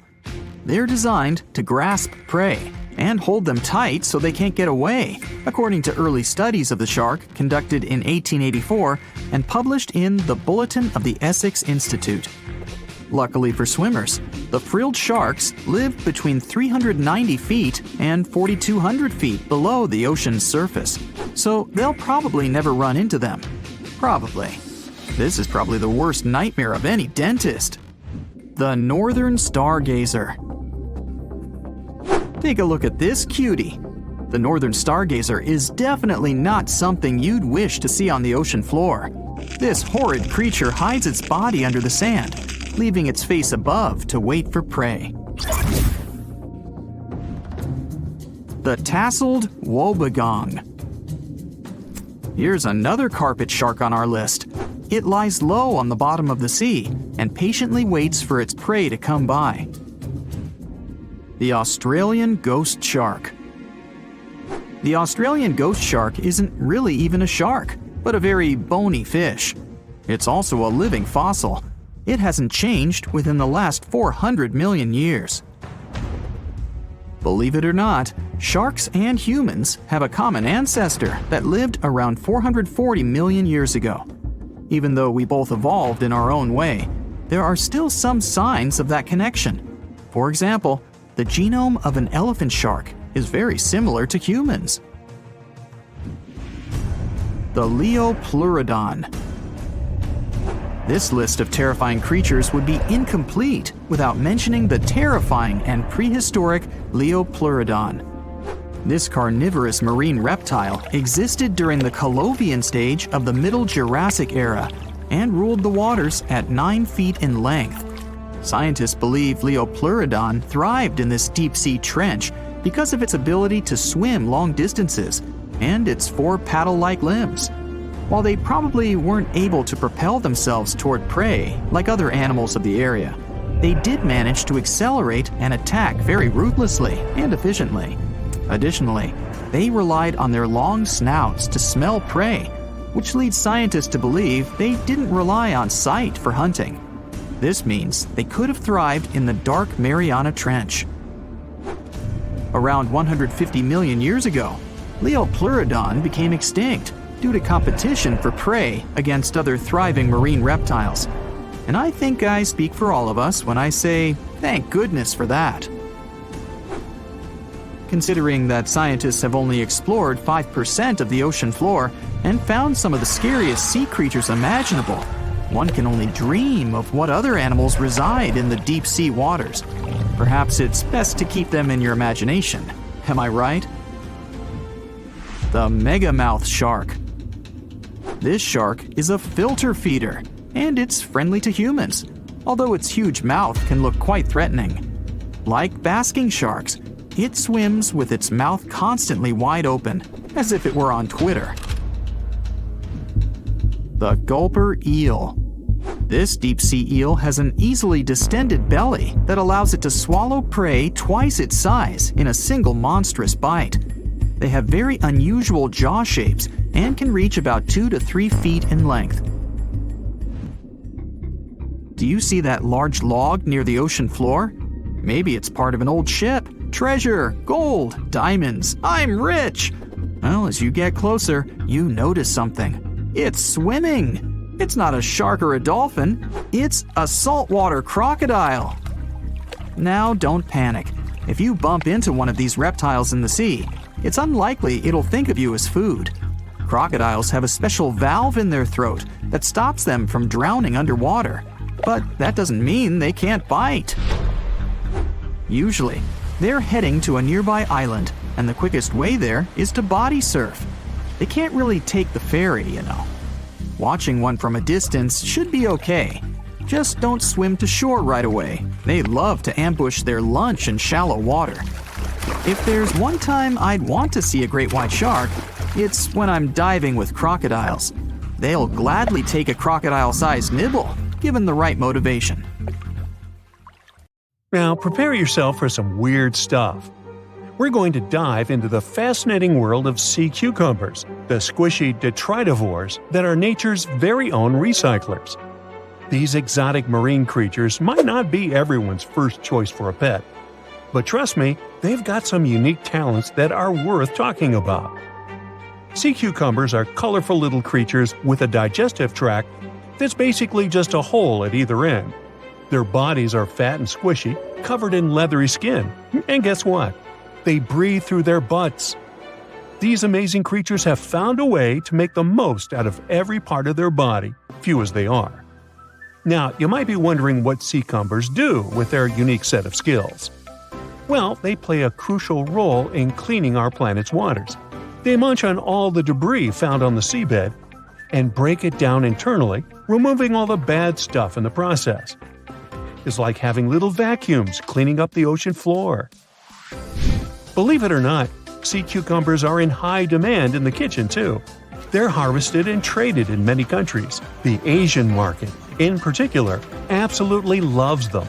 You can find them being sold cooked and dried under all sorts of fancy names. Or, if you prefer a more direct approach, you can just call them sea slugs. Now, here's the fun part. A dried sea cucumber can cost you up to a whopping $1,400 per pound. These squishy delicacies are truly worth their weight. But let's take a step back in time. The tradition of eating sea cucumbers goes way back, more than 1,000 years in Asia to be precise. And as demand for these curious creatures grew, so did the need to find them elsewhere. This led to overexploitation of local fisheries, causing sea cucumber stocks to diminish in many countries. Uh-oh, not good for our little sea cucumber friends. One of the most interesting examples of sea cucumbers is the pink see-through Fantasia. Not only does it look amazing, but it also has this great defense system, where it uses bioluminescence to scare off predators. Thankfully, some brilliant researchers around the world have decided to act. They're on a mission to breed sea cucumbers and replenish the depleted fisheries. They're also exploring how these creatures can be a reasonable food resource and help reduce the damage done by fish farming. In Scotland, for instance, where a team of enthusiastic students started a company for this particular purpose. Their goal? To figure out how sea cucumbers can absorb as much of the bad stuff they can in the water. They might just be the aquatic superheroes we've been waiting for. Meanwhile, in Sweden, marine biologists are working hard to restore the population of red signal sea cucumbers. These poor creatures have been fished out of local waters, but specialists are determined to give them a fighting chance. They're also exploring how sea cucumbers can fit into seafood cultivation. Their lab is like a sea cucumber daycare, carefully nurturing the next generation of these wiggly wonders. And let's not forget about Canada. Research scientists are focusing on the giant red sea cucumber. These magnificent creatures can grow up to 20 inches long and are perfect for co-cultivation with other species. They're even developing special containment systems that will make it easier to keep sea cucumbers where they're needed the most. Okay, speaking of amazing sea creatures, what about a fish that can fly? Heard that right, we're about to stumble upon a land where fins meet flying, and the ocean becomes a runway for these airborne acrobats. Prepare to be fantastically entertained. Nah, I didn't write that one. So picture this, you're lounging by the warm ocean waters, minding your own business, when suddenly you see a fish soaring through the air like a torpedo. That's right, they are real and they got some serious style. With their sleek bodies and pectoral fins that resemble wings, they're the high flyers of the sea. Now, you might be wondering, why would a fish take to the skies? Well, it turns out these magnificent creatures have developed this nifty gliding ability as a sneaky trick to escape from their underwater foes. And boy, do they have plenty of enemies. Those guys are all on the lookout for a tasty flying fish snack. When it comes to their diet, these avian fishes are quite the foodies. They chow down on a variety of treats, including the ever-popular plankton.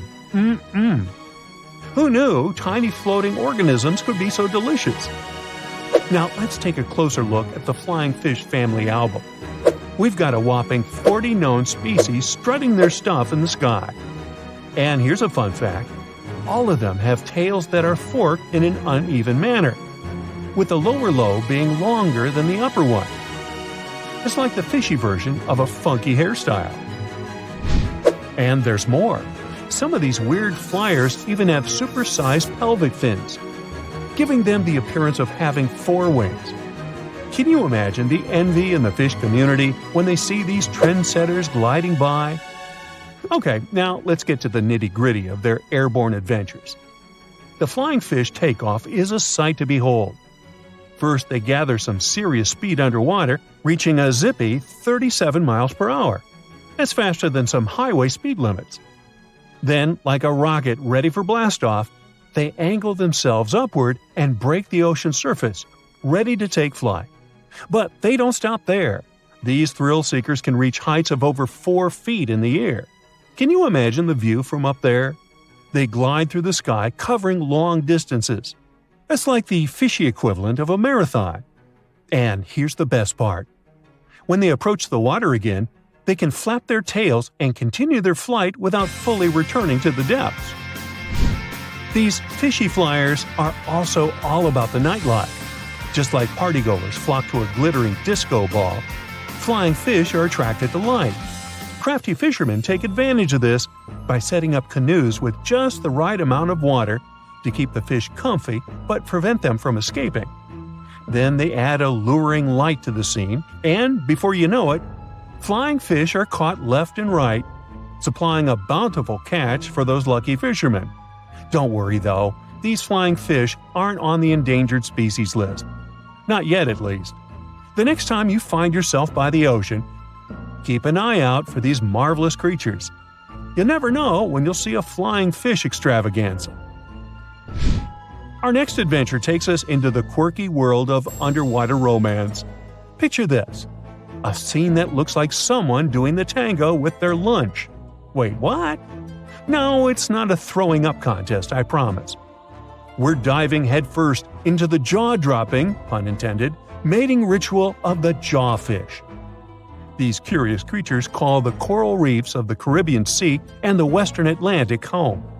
And boy, do they know how to make a spectacle of themselves. Forget about pickup lines or fancy gestures. These jawfish rely on their unique jaw-based moves to pursue their potential partners. It's like a dance-off, but with their mouths. Not only are these fishy fellas skilled in the art of sand scooping, but they also double as diligent parents. talk about alliteration. Talk about multitasking. The males take their parental duties to the next level by carrying the precious eggs in their giant mouths until they're ready to hatch. It's like they have their own aquatic daycare center going on. When they're not busy nurturing their offspring, these jawfish transform their mouths into fighting tools. That's right, it's time for the Jawfish Fighting Championship. They go head-to-head, or rather mouth-to-mouth, in epic battles of mouth strength and agility. You know the old saying, put your money where your mouth is? Well, these jawfish take it to a whole new level. Whether it's for romance, parroting, or friendly competition, these jawfish show us that sometimes actions do really speak louder than words. They may look like they're having a bad seafood experience, but rest assured, it's just their unique way of finding love and expressing themselves. Lions, dogs, cats, all these mammals sleep in pretty comfortable positions. But not whales. They look like giant floating loaves of bread, which is a scene one diver accidentally came across in the Caribbean Sea. 6 whales were just standing upright with their tails pointed down at a depth of about 65 feet below the surface. Scientists discovered that when sperm whales take a nap, they stay in this position for 10 to 15 minutes. They don't move or breathe. But these creatures spend only 7% of their time asleep, far less than other mammals. Usually, they either rest peacefully in the water or relax, slowly swimming next to other marine animals. When they're moving and sleeping at the same time, they're actually taking a nap. These animals can't go too deep and need to stay close to the surface. Great white sharks sleep and hunt at greater depths, which means one less thing to worry about when taking a quick nap. Plus, it gets pretty cold the deeper you go, and whales need warmer environments that can help them maintain the temperature of their large bodies. When alone, dolphins enter a stage of deep sleep. It usually happens at night and lasts for only a few hours at a time. While sleeping, the animal floats at the surface. It shuts down half of its brain, I can relate, together with the opposite eye. The other half is at a low alert level, awake and ready to react if some unwanted visitor comes closer. The part of the brain that is awake also sends signals when it's time to go up to the surface to take a breath of fresh air. Marine mammals have the blowhole. That's a flap of skin they can open and close whenever they want. People breathe automatically. Your body knows what it needs to do even when you're sleeping. But whales and dolphins have a voluntary breathing system. It means they need to consciously go to the surface to get some air. And one part of their brain needs to always be awake to inform the animal it's time to go up. Whales and dolphins can hold their breath way longer than other species.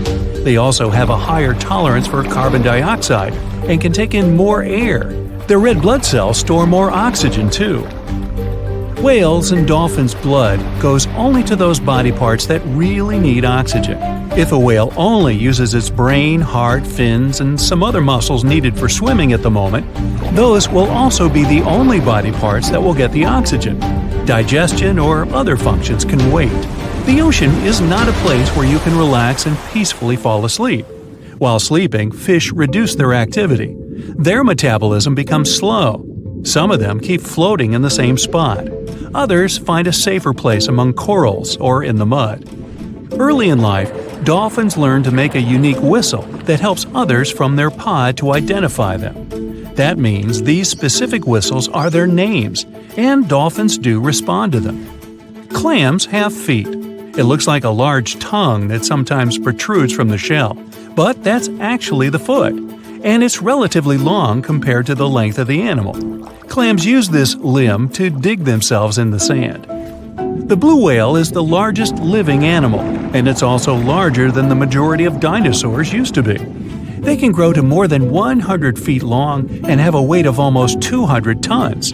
That's like 50 adult elephants. A blue whale's tongue alone can weigh more than one elephant. Such a giant surely needs to eat a lot, 500,000 calories in just one mouthful. The blue whale's heart is the size of a small car and weighs 1,300 pounds. To move the blood through such a giant body, the heartbeats are so strong you can hear them even from 2 miles away. The heart of a whale beats only 8 to 10 times per minute. The whale is one of the loudest creatures out there. Its call can go up to 180 decibels, which is as loud as a jet plane. Almost 95% of jellyfish's body is made of water. For comparison, the human body is 60% water. It's probably not a surprise since jellyfish don't have a heart, blood, eyes, or brain. The other 5% of their body weight is proteins, muscles, and nerve cells. Jellyfish have been around for more than 500 million years. This makes them older than dinosaurs. These creatures haven't changed much, and today's jellyfish are pretty much like their ancestors. These creatures live in the ocean, but in 1991, more than 2,000 jellyfish polyps were taken into space. Scientists wanted to see how they would react in the environment with no gravity. The jellyfish reproduced and created 60,000 new polyps, but unfortunately, those couldn't function normally after getting back to Earth. One species of jellyfish can literally live forever.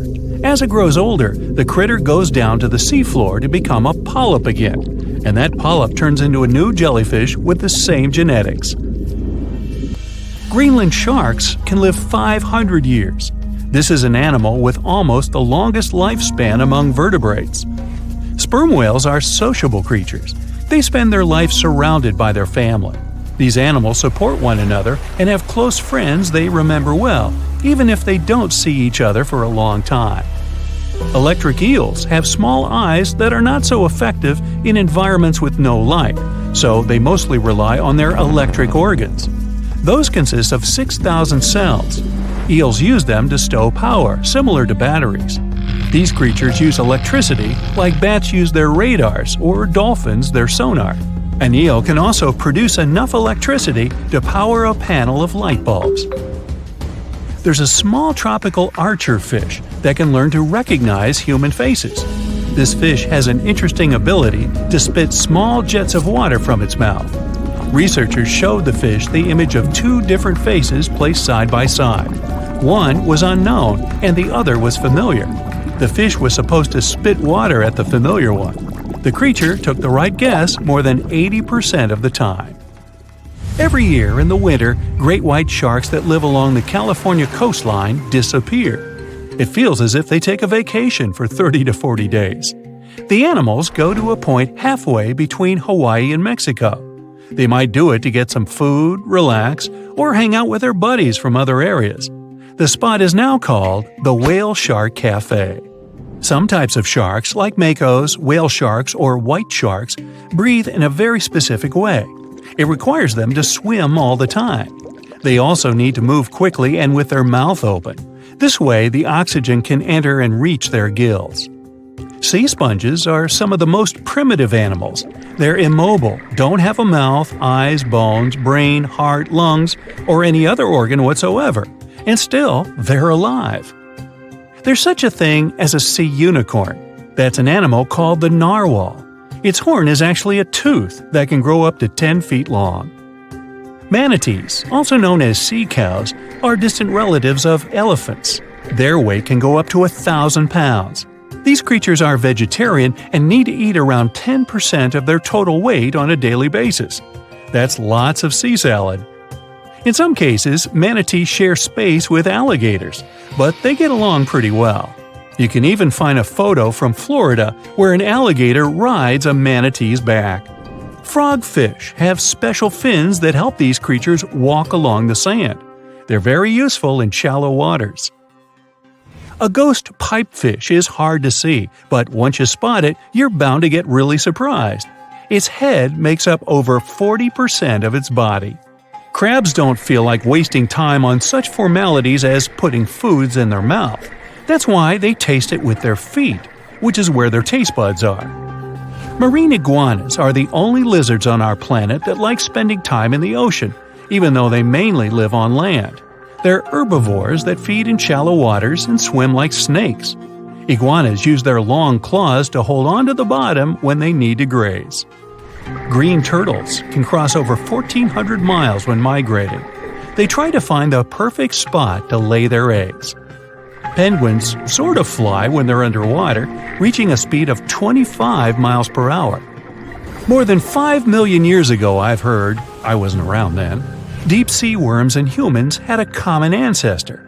So we still share 70% of our genes with these creatures, and with sea stars, squid, and octopuses. The ocean covers over 70% of our planet, and over 80% of it is unexplored. More than 1 million species live there. But there are not only animals, 3 million shipwrecks are lying all over the ocean floor, hiding mysterious stories. Many of them are yet to be discovered. The Heikegani crab lives off the coast of Japan and has a distinct pattern on its shell that looks like a human face. More specifically, the face of an angry samurai, hence the nickname the samurai crab. The scarlet-striped cleaning shrimp is a natural hitchhiker. It stands on the sea floor and waves its long antennae for fish and sea animals to go down and pick it up. Then it pays for the ride by cleaning the host from bacteria and plankton. Sea salps are often confused with jellyfish, although they're closer to Portuguese man-o'-war. They're very quick to mature, growing from newborns to adults in less than 48 hours. The Galapagos Islands are legendary. They've got giant tortoises, blue-footed boobies, Sally Lightfoot crabs, and red-lipped batfish. But if you've ever swum around there, you might have seen something really unexpected in the water. Iguanas, everywhere. These large marine reptiles eat the algae that grow on underwater rocks. They're strict vegetarians. I bet the fish are happy about that. A long flat tail designed for swimming helps them move around, and sharp claws keep them on the rocks for their daily sunbathing sessions. But watch them closely, they sneeze a lot. They haven't got a cold or anything, they're sneezing out salt. A special gland keeps the salt out of their nose, and they've got to get rid of it somehow. Sounds painful. What's cool is that they don't mind us in the water with them. Because the islands have been so isolated, the creatures here aren't afraid of humans. Fish can fly too. Thanks to their wing-like fins, flying fish can soar a distance of about 600 feet, almost as long as 2 football fields. They need flight to escape from predators. The skeleton shrimp could be the stuff of nightmares if it wasn't so tiny. As it is, it looks like a stick insect, but almost completely transparent. This creature looks more like a fish from a horror movie than from Earth's oceans. The sea devil anglerfish resides at a whopping depth of 3,200 feet and has no shortage of weird features: razor-sharp teeth, a misshapen body, and an unsettling stare. But perhaps the creepiest thing about the sea devil anglerfish is the way it catches its prey. It has a fishing rod-type appendage on its forehead that has a glowing light attached to the end to attract animals. Once these animals come close enough to the light, bam! They're captured by the sea devil's massive jaws. These guys are even capable of eating prey larger than they are, so their eyes aren't bigger than their stomachs. Starfish can cover their prey with their stomachs and eat it outside its body. Then, they simply bring their stomachs back inside. Well, that's handy. Their relatives, sea cucumbers, can do the same party trick, except that they leave part of their guts behind to scare their attacker. It's okay, the missing parts quickly grow back. Cockatoo squids, or glass squids, are a large genus whose members can reach quite impressive size. Yet, one thing they have in common is that their bodies are transparent, and the internal organs glow in the dark. Despite the hairy octopus looking like it's forgotten to comb its hair in the morning, it's actually its skin that's sticking in every direction. Other sea creatures have a harder time realizing where the octopus itself is this way, I guess. The hairy squat lobster lives in reefs, hiding from its enemies in crevices. If you're lucky to see it, you'll instantly notice the drastic difference between its whitish hairs and vibrant pink and violet claws. If you step on a sea urchin, you're gonna know right away. Look at those spikes. While they're not aggressive, they've got a great defense going against any creature that wants to eat them. Venomous spikes and a poisonous bite. Pick your poison, literally. They live in all the oceans of the world, so avoiding them is out of the question. They mostly hang out in shallow water, hiding in rock pools and reefs, so unmindful people step on them a lot. The long venomous spikes of the urchin look like needles. They feel like them too. They can go in quite deep, plus they release a strong toxin. So, what's the cure? Remove the spikes quickly and wash with salt water. Sea turtles are constantly crying. They're not sad or anything. The weeping is only because they excrete excess salts from their body through their tears. Box jellyfish tentacles grow up to 10 feet long, and each tentacle has 5,000 stinging cells. Not bad for a creature that's mostly just water. Their venom is strong enough to paralyze anything they want to eat. Now, if you happen to get stung, it's going to hurt a lot. Its toxins contain proteins that affect the heart, skin cells, and even our nervous system. No wonder it's considered one of the most dangerous creatures on the planet. I wouldn't recommend using sunscreen, soda, coffee, or other older methods. They don't work. Your best bet is some good old-fashioned seawater. Looks like jellyfish are the rulers of the ocean, not sharks. The margined sea lizard isn't an actual lizard. It's a kind of sea slug that dwells close to the water surface. It swims upside down and somersaults to get food. And let's admit, it looks very cute. When some foreign object gets into an oyster's shell, be it a grain of sand, a parasite, or garbage, the thing irritates the mollusk's inner walls. Since the animal can't spit the item out, it envelops it in thin layers that separate from the body. These pearlescent layers accumulate until they form a round pearl. In the past, people believed that pearls were the tears of mermaids. Now we know they're just some decorated debris. Dolphins have highly developed communication. They call each other by name. Each dolphin responds to a specific sound.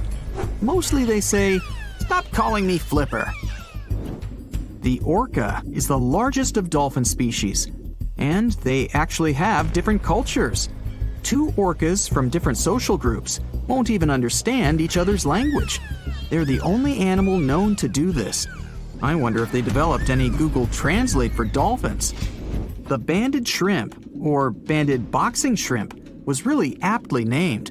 It's got bands of color all over its body and always stands in a boxer-like, ready-to-strike pose. The brown-lined paper bubble is another sea slug, and it definitely looks like one. It's got a special ability, though. It can quickly burrow holes in the sea floor, hiding from enemies inside them. The snakefish, as the name implies, looks a lot like a snake, but it has a very distinctive feature. It can walk on its fins. Thanks to this peculiarity, it easily crawls from one waterbed to another, choosing habitats more to its liking. On the way, a snakefish can get hungry, for sure, so it often munches on small birds and rodents. It can grow quite big, though, and hunt even larger animals. How much weirder can it get than to walk through the woods and suddenly see a huge and toothy fish stalking some rabbit? The alligator snapping turtle catches its prey by going fishing.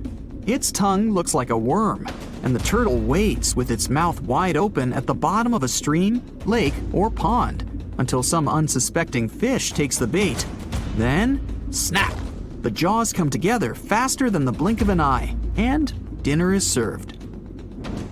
The mossy jellyfish is normally invisible in the dark abyss where it dwells, but when exposed to light, it will reflect it and shine beautifully. The black swallower might be small, but make no mistake, it could easily gulp down your favorite puppy. It can open its mouth extremely wide, allowing it to swallow prey twice its size.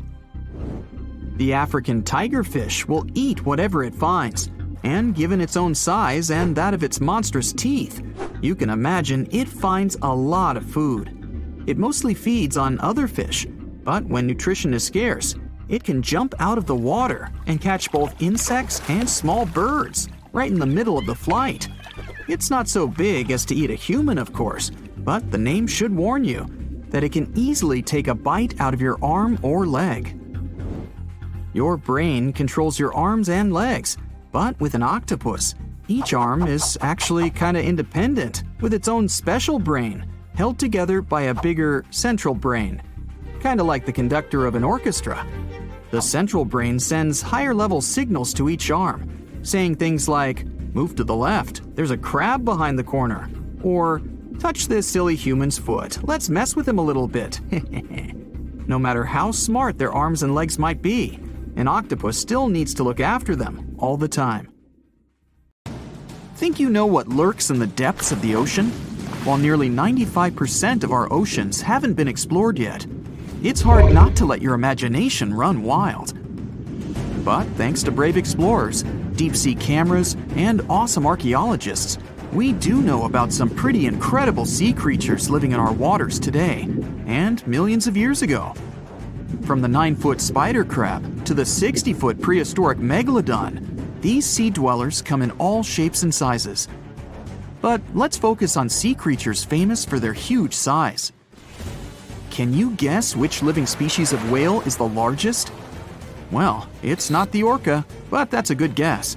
The orca is a toothed whale that can grow to anywhere from 23 feet to 32 feet, which is slightly smaller than a school bus. How about the narwhal? Nope, they're not the biggest either.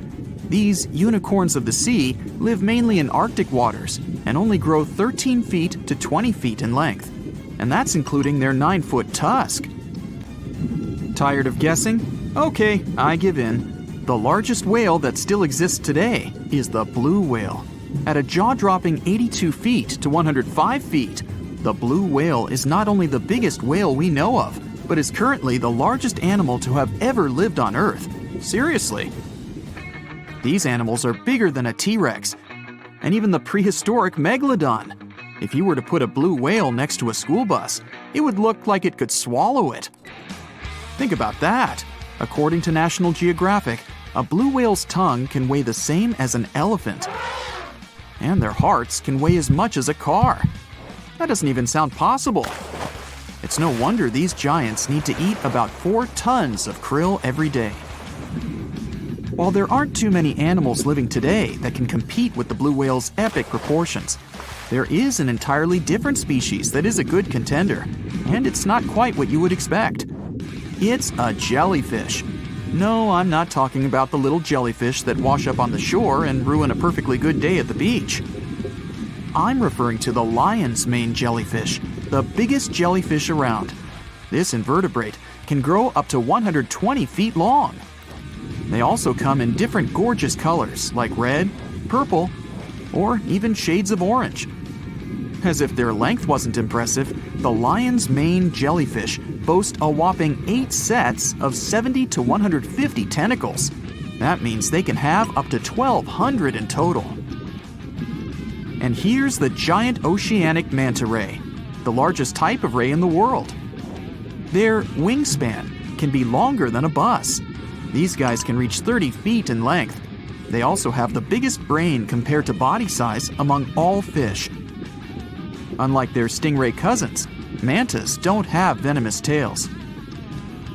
And while the lion's mane jellyfish and the blue whale are yet to be beaten for the longest sea creature, there is one marine creature that can grow even larger in length.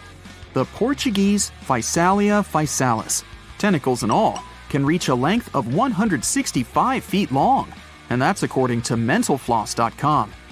While this thing may look a lot like a jellyfish, it's actually known as a siphonophore, and there are hundreds and sometimes thousands of them that are genetically identical. Their long tentacles help the organism catch prey, and its sting is fatal to most animals, even humans in some cases. What's even creepier is that if one of the tentacles comes off the organism for whatever reason, it can float around the water for days before decomposing. Even if it's detached, this tentacle can still sting you. But don't go running out of the ocean just yet. Your chances of being hurt by a Portuguese Physalia physalis sting are pretty slim.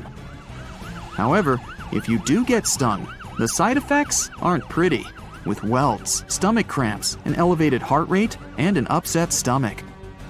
While you don't want to go anywhere near these long creatures, they sure are pretty to look at. Check out all those colors. The Shastosaurus is the biggest marine reptile that has ever existed. These predators lived during the late Triassic period, about 210 million years ago. These amazing giants could reach lengths of up to 69 feet and weighed more than 75 tons. This made the Shastosaurus as heavy as a blue whale. And if you could stand this creature up vertically, it'd be as tall as a 7-story building. Despite appearances, the Shastosaurus was actually pretty slim for its size. Its ribcage was only 6 feet across. You'd think that this big guy was chowing down on other dinosaurs, but that's not the case at all. This reptile survived on a diet that consisted of small fish and cephalopods, like octopuses and squids. The Albertonectes is a bright representative of the plesiosaur family, meaning that this marine reptile had a small head on an incredibly long neck and large flipper-like limbs that helped it move through the water. These creatures occupied the seas around North America 76 to 70 million years ago. The length of this sea monster could reach 38 feet, with its neck taking up 23 feet of that length. Its neck was a true record breaker. It had a whopping 76 bones in it. No other animal known to humankind has had so many vertebrae in its neck. Scientists aren't sure why they needed such a lengthy neck. They might have used it to collect shellfish off the seabed, or perhaps it helped them capture their main prey, fish and squids. This aquatic reptile also had gastroliths in its stomachs. Some of them were as big as 5.5 inches in diameter. The Tylosaurus belonged to the Mosasaur family. It dominated the shallow seas of North America about 85 to 80 million years ago. This was an enormous predator, with the biggest representatives reaching 45 feet in length. It had a narrow hydrodynamic body with a blunt, powerful head that the animal used to ram and stun its prey. Its body was equipped with agile flippers and a long tail decorated with a maneuverable fin. The Tylosaurus was a carnivore, and its diet included not only fish, turtles, and small sharks, but also other mosasaurs, plesiosaurs, and flightless birds. Meet Ophthalmosaurus. This prehistoric reptile thrived during the late Jurassic period and lived in oceans all over the world. Ophthalmosaurus weighed somewhere around 6,000 pounds and grew to approximately 16 feet long, according to newdinosaurs.com. That's about the same length as the beluga whale that exists today. It's too bad these guys went extinct before we had a chance to see them ourselves, as their cartoonish wide eyes and dolphin-like features are pretty darn cute. Of course, the Ophthalmosaurus evolved over time to become ophthalmologists, or eye doctors that we know today. No, that's just a lie. Just testing you. The Mosasaurus is a truly gigantic predator that dominated the seas all over the world about 66 million years ago. According to fossil evidence, some specimens could be more than 50 feet in length. This fact makes the Mosasaurus the biggest marine carnivore of its time. One of the most terrifying things about this creature was its crocodile-like head, decorated with literally hundreds of razor-sharp teeth, neatly organized in 2 rows on both jaws. The thing is that it was pretty challenging for the Mosasaurus to grab its prey in the water. That's why it had all these teeth, plus something special: pterygoid teeth anchored to the bones on the roof of its mouth. This made hunting and holding onto its prey much easier. The Styxosaurus belonged to the plesiosaur family and lived during the late Cretaceous period, around 85 to 70 million years ago. Upon first glance at this dinosaur, you might mistake it for a sea snake, and it'd be an honest mistake. Styxosauruses were about 35 feet in length, but over 16 feet of that consisted just of their long snake-like neck. They had a comparatively small body and weighed approximately 4 tons. Their mouths were full of razor-sharp cone-shaped teeth that they used to catch fish. They didn't need to chew their prey, thanks to the 200 small stones called gastroliths in their bellies that probably aided in digestion. At the same time, some scientists believe that the Styxosaurus used these stones to sink to the ocean bottom in search of particular types of fish. Looks kind of like Nessie to me. That's right, come on aboard. Please enter the submarine slowly and make yourself comfortable. Today, we're going deep into the dark parts of the ocean for the ultimate showdown, Shonisaurus and Megalodon. Time to see how Shoni and Meg stack up against each other. First round, age.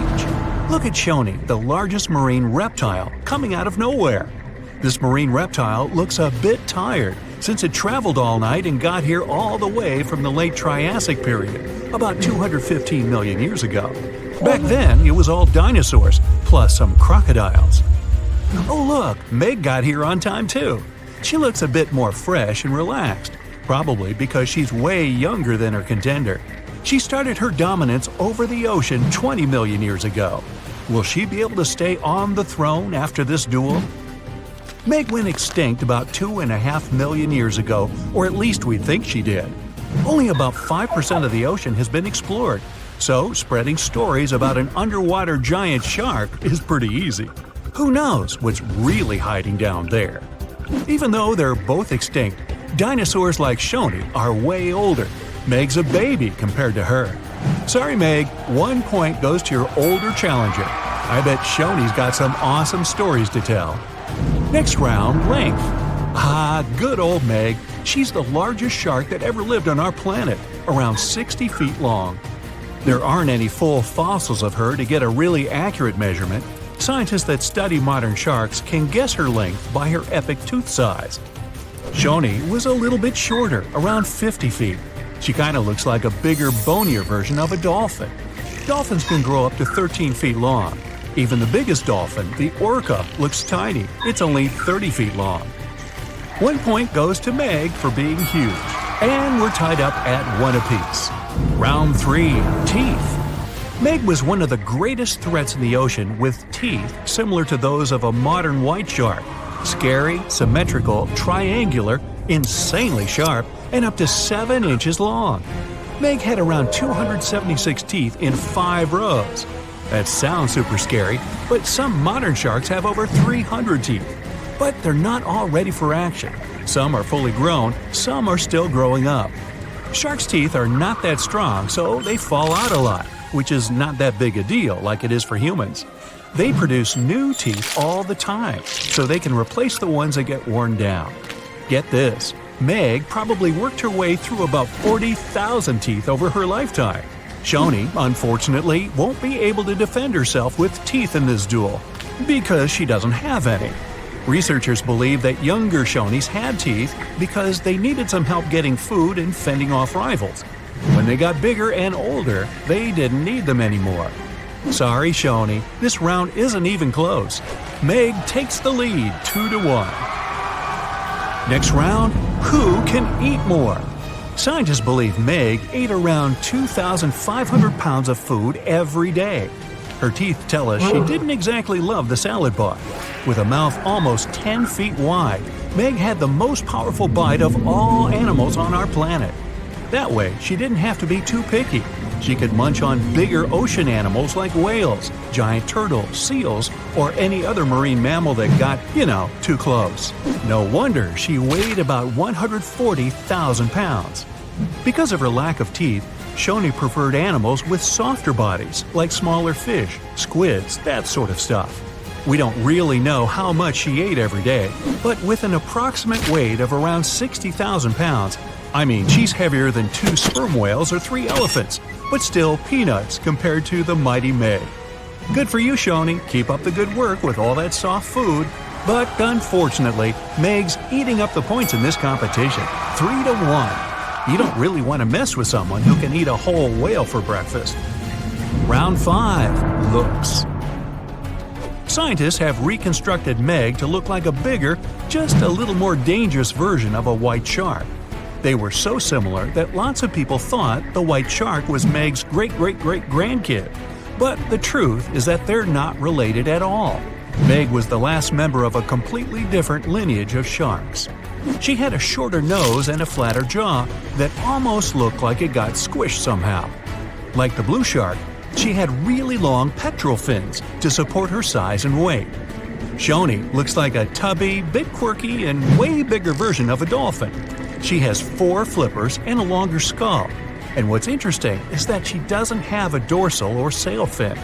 Shoni can't do any of those cool tricks and maneuvers that dolphins do. That part also probably doesn't help when she meets another hungry dinosaur. She can't dodge out of the way so easily. Still, Shoni's big enough not to have to worry about that kind of stuff. Step aside, Meg. Stop hogging the spotlight. We want to see more of this cute, funny dolphin-like creature. 1 point for Shoni. She's catching up 3-2. Round 6. Who has a cooler name? Shonisaurus means lizard from the Shoshone Mountains. Why? Because it's a lizard from the you get the picture. Cool name, huh? Megalodon, on the other hand, means large tooth. Yeah. Sorry, Meg, it's 1 point for Griffith. Wait a minute, wrong video. We're all tied up at 3-3. Round 7. Who traveled more? Just like modern sharks, Meg's skeleton isn't made of bone, it's made out of cartilage. That's the stuff your ear and nose are made out of. So, no matter how much you look for them, you're never going to find any of Meg's bones. Her only fossils are actually teeth, since they're made of dentin. In her 18 million years of existence, Meg traveled a lot. Her teeth have been found all over the globe. She even went on vacation to tropical and subtropical waters. But the one place she never went was to Antarctica. Shoni was a wanderer too. Her fossils were first found near Las Vegas. No, it's not what you think. She really wasn't all about the parties and shows. Vegas was all underwater back then. She too took long trips along the coast, visited different countries, enjoyed fancy seafood buffets all over the world. Pretty good life overall. Let's give Meg this one for making it to almost every continent. She leads 4-3. Round 8. Who was more popular? Seeing Shoni swim by could easily scare away other sea creatures. She's pretty big after all. But pretty soon, they'd see that this reptile wasn't that dangerous. Okay, squid, small fish, they weren't big fans. But medium-sized water creatures soon figured out they were too big for her, so they could be friends. Except for, the kraken, a colossal squid and legendary sea monster with extremely powerful tentacles. The story goes that the kraken had something to do with the disappearance of some members of Shoni's family. So let's just say they're not exactly BFFs. Meg, introvert, loner. She comes to the party and stays in the corner, not talking to anyone. And there weren't exactly a lot of animals lining up to ask her to dance. It'd probably be their last.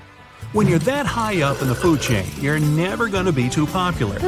Shoni makes a comeback with the popularity round, and it's all tied up at 4. Well, that means both of our contestants are going to share the… Wait, Meg looks furious. You can see her gritting her teeth, getting ready to finish this contest once and for all. Shoni smiles peacefully. She's not used to big animals going after her, so she doesn't think Meg would actually do anything crazy, as long as the submarine doesn't get too close. Okay, wait, Shoni's swimming towards Meg. They're gonna go at it. No, Shoni's telling Meg she can have the prize. Wow, crisis averted. Meg does not like to lose. Shoni, you certainly deserve the Pacifist of the Pacific trophy. Uh-oh. Meg doesn't look too happy about that. Better strap in, guys. Here we go. 450 million years ago, no, I wasn't around then, the sea level was higher, coral reefs started to form, the climate on our planet was stable and warm, not even dinosaurs were around yet. The time when bony and jawed fish we know as sharks appeared. They've been dominating the oceans and making other marine creatures flee in fear ever since. Many of them, like great white sharks, have evolved and adjusted to life in the open ocean as hunters with a pretty high position in the food chain. They're less diverse today than before. One of the reasons is the asteroid strike from the age of dinosaurs. After it reduced the number of shark species, only smaller and deep-water kinds that ate primarily fish survived. They started getting bigger over time. Near the surface, sharks such as makos or great white ones develop faster movements and are somewhat between gray and blue to blend in with their surroundings. The epaulet shark can even walk on the land. It can't take a walk on the beach because it can't breathe outside of the water, but it lives on coral flats in shallow tropical waters, so it can walk in kind of a crawling motion. But deep down below, there are mysterious alien-looking, often huge shark species that didn't come to the surface, which is why they didn't need to adjust to the new environment and different conditions. They haven't changed a lot through time, so they're some living fossils. These creatures mostly don't have 5 gill slits, the most common number, but 6 or 7. It's because there's less oxygen the deeper you go in the ocean, so they need more gill slits. Sharks on the surface evolved to have fewer gill slits. 6-gill sharks are the most primitive sharks we have today. Their skeletons are like those of ancient extinct sharks, and they can survive only in very deep waters. Like cats, sharks have a layer of reflective cells placed inside their eyes, which helps them see better in the dark deep sea or cloudy waters. Sharks on the surface have big eyes because they evolved to hunt in the sunlight, so they tend to rely on their vision. Those that live in shallow waters have small eyes, so they can protect themselves from the sand. Like some other deep-sea creatures, 6-gill sharks also have bigger eyes to take in as much light as possible. They have more light-sensing rods, but don't distinguish colors that well. In the ocean's twilight zone, with the minimum of sunlight, there's a couple of bioluminescent shark species. They don't take in light within their eyes, but produce or re-emit it with their bodies. Their skin or organs have specialized cells that produce a soft blue-green light. Deep-sea creatures that produce their own light do that to attract their prey, deter animals from going after them, or, scientists think, communicate with each other. It can even help them to camouflage. They do it by hiding their silhouettes from animals going after them. They produce enough light to match their surroundings. The biggest luminous underwater creature is the kitefin shark, found swimming 980 feet below sea level, preying on groundfish or smaller sharks. It can grow almost 6 feet long and lives 3,200 feet below sea level. Deep-sea sharks are also bigger than those on the surface. The Greenland shark can grow up to 24 feet long, bigger than a great white. There's a thing called deep-sea gigantism. Creatures in nutrient-poor depths of the ocean grow bigger because, that way, they lose less energy as heat. The Greenland shark lives its life in slow motion. It has a slow metabolism and can go very long periods without food. With their slow pace, they evolved to live up to 500 years at depths of 7,200 feet. Sharks in shallow waters catch their prey relying on agility and speed, but for them it's easier because there's plenty of food on the surface. Deep-sea sharks, with less food and slower life rhythm, had to develop a different style. They're more opportunistic, definitely not picky, and don't care if their future meal is alive or not. Frilled shark, another living fossil from the darkest depths, hasn't evolved much through time, and they're one of the last of their kind, with all of their relatives already gone extinct. It grows up to 7 feet long, primarily hunts on squid, and catches other sharks and fish. It looks like a dinosaur, a snake-like face, a long, smooth, thin body that moves in a serpentine way. It can propel itself with the power of its tail and curl like snakes. They don't swim in a straight line like other sharks. Cookie cutter shark grows up to 20 inches. It got the name because of the way it feeds, biting off small pieces. It's a parasite creature, which means it feeds off bigger animals but leaves them alive. They have sharp teeth and sometimes even swallow those that fall off on purpose. Some researchers think it could be because they live in the depths that are nutrient poor. If they swallow the teeth, they could recycle calcium and other material from it. Prickly shark is a rare and unusual creature with many thorn-like denticles and 2 small dorsal fins. It lives mostly in the depths of the Pacific region up to 1,900 feet. Ghost sharks are not even real sharks, but fish closely related to them and rays.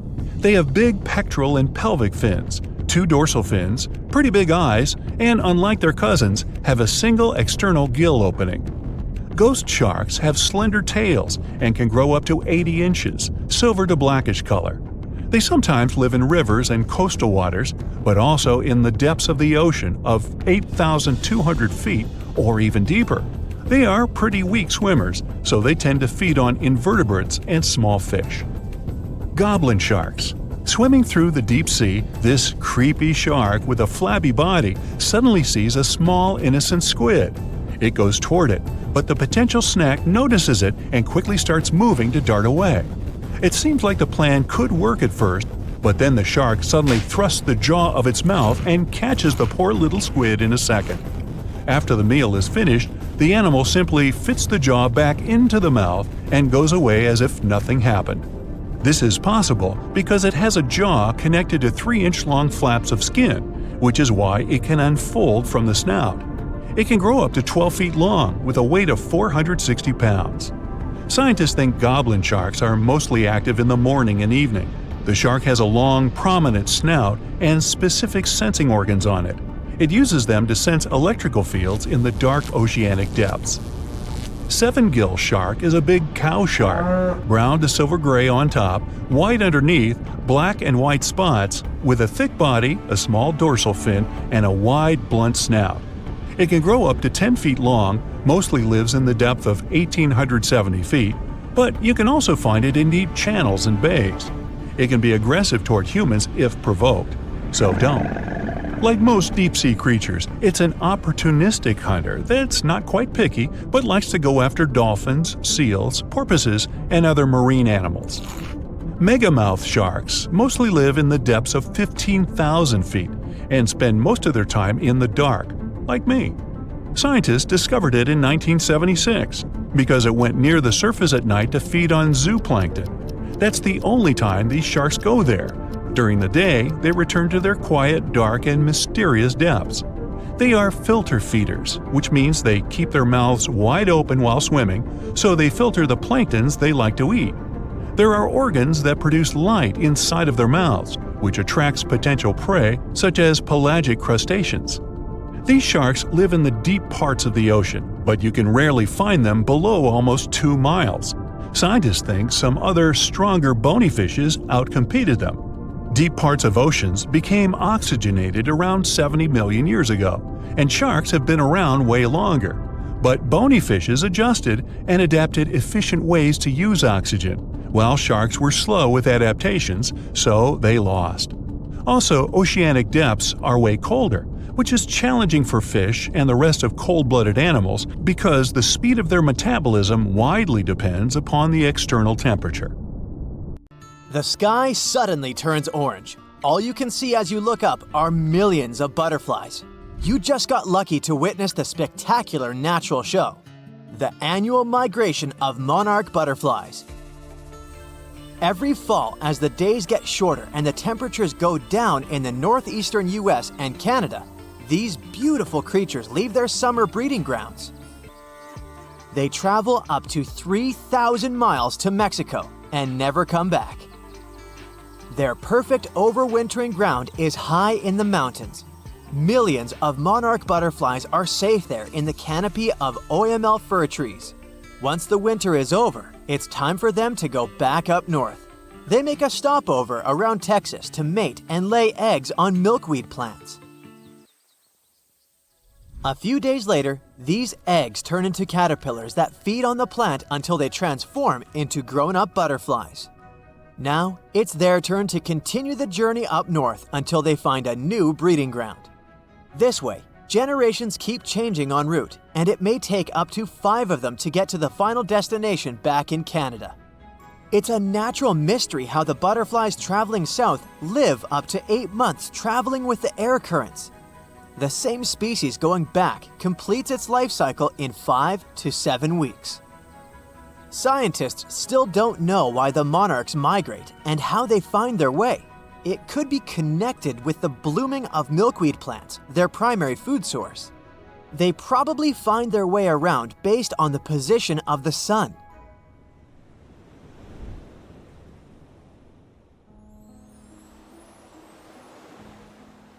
Humpback whales are real champions when it comes to migration and size among mammals. They cover a distance of up to 5,000 miles following their lunch. In the summer, they move towards the poles to colder waters, where there's plenty of krill and small fish. In the winter, they go south towards the equator's tropical waters. They also travel to mate. They have specific locations where they gather to do it. During the winter breeding season, you can hear male humpback whales sing, most likely to attract females or mark their territory. They produce a long series of calls and can repeat the same song for several hours. When the song changes, all singers that are currently migrating pick up the new tune. It's amazing how they do it when the distance between groups can be over 3,000 miles. Sea turtles migrate for more sentimental reasons. For hundreds of millions of years, these cute family guys return to the exact place where they were born to lay their eggs. They can cover up to thousands of miles, mostly when the seasons change and the waters are of a comfortable temperature. It could take them years, since some of them travel across the Pacific Ocean between Indonesia and the west coast of the United States and Canada, which is a total of 10,000 miles. But how do they find the exact spot they need if their parents can't just send them a geotag? Scientists have found out that they navigate using the invisible lines of the Earth's magnetic field. It turns out that each part of the coastline has its unique magnetic characteristics. The turtles remember theirs and travel using their internal compass. The magnetic field changes slowly but surely, so they have to shift their nesting sites accordingly. Salmon are born in freshwater streams and move to the ocean as juveniles. Atlantic salmon are brown and spotted as they cover hundreds of miles in fresh water and turn silvery in the ocean, where they travel for up to 1,000 miles. Adult salmon stay in the ocean for 1 to 5 years, feeding mostly on zooplankton. Then it's time for them to go back to freshwater to spawn. On their way back to the breeding grounds, they have to ascend thousands of feet against the current in mountain streams. This challenging journey is called a salmon run. They set on this run because they know the stream they're headed to will be good for spawning, and they'll meet the right species to mate with. Young salmon remember the smell of their home stream and probably even take note of various points along the way to the ocean to find it again. Just like sea turtles, they use the Earth's magnetic field as a compass for their travels. Pacific salmon and most male Atlantic salmon only live for a few weeks after spawning, and some female Atlantic salmon survive and migrate back to the ocean. Caribou, better known as reindeer, are the champs when it comes to migration distance among land mammals. Every spring, they cover a distance of around 400 miles in Alaska, from their winter to their summer feeding grounds. Individuals cover up to 3,000 miles, but herd migration is way more spectacular. The largest herd has at least 260,000 members, and its migration territory covers an area larger than California. Scientists put radio tracker collars on some herd members and take thousands of photos to count them all. This census is organized every 3 years in good weather conditions to see if the population figures are rising or falling and track their migration patterns. Caribou grow through all this migration trouble to safely raise their newborn young. They reach remote grounds where golden eagles, wolves, and grizzly bears won't bother the youngsters during their first, most vulnerable days. Another good excuse to hit the road up north for them is to save themselves from mosquitoes, which would be a huge problem in warmer months. Plus, they get fresh seasonal foods from the areas they stay in. Their migration helps fertilize the grounds they pass by, which means the tundra should thank them for regenerating and protecting its grasslands. Wildebeest, also known as gnus, are relatives of antelopes and gazelles. They spend most of their lives in the Serengeti plains of southeastern Africa, grazing on the grassy savannas. Every year at the end of the rainy season, normally in May or June, millions of wildebeest head northwest in search of greener pastures, and then back again. This migration is so spectacular that it's considered one of the 7 wonders of the natural world. Sadly, not all wildebeest make it to their final destination, as they have to cross rivers full of giant crocodiles and pass by hungry lions and other predators.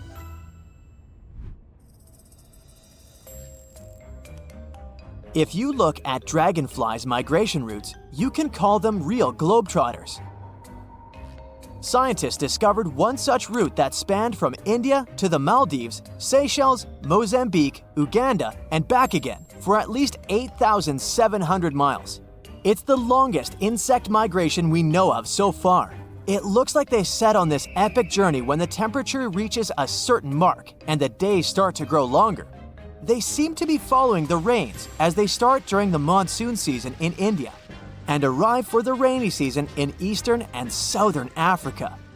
One fragile insect cannot complete the whole trip, so it turns into a sort of relay race that includes 4 generations of dragonflies. Each generation plays its role in the journey. Scientists can't put radio trackers on dragonflies as they do with other animals because the insects are too small. So, to put together the migration route puzzle, they analyzed 21 years of data from volunteer citizen scientists and also wing samples from museums. Each of the samples had a chemical code that could roughly tell where the insect was from. This data helped the scientists understand how far this or that insect traveled as an adult. Elephants are known to have traveled across Africa for centuries. They rely on their herd leader's memory when it comes to recalling the tricky migratory routes. This big elephant boss leads everyone else to sources of ripe food and water when the seasons change. They also migrate to avoid danger, which is mostly represented by humans. Elephants have developed their own communication methods to pass on information about prospective danger. They use chemical secretions, vibrations, gestures, and touch. Recently, many African countries have restored some of the oldest elephant migration routes. These big-eared guys usually avoid dangerous areas for generations, but once they know the route is safe, they start using it again.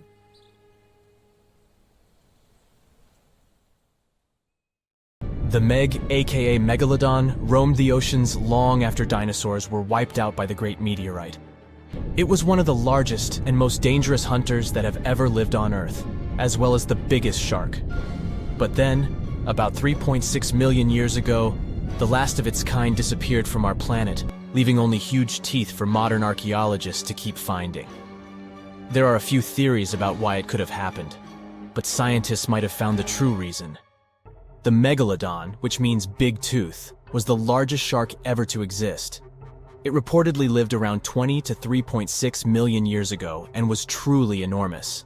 Its bite was more powerful than that of a T-Rex, and likely any other powerful predator that has ever roamed this planet. It's probably not surprising since this marine creature had extremely strong jaws that could span from 9 to 10 feet wide. That's enough to swallow 2 grown-up people side by side.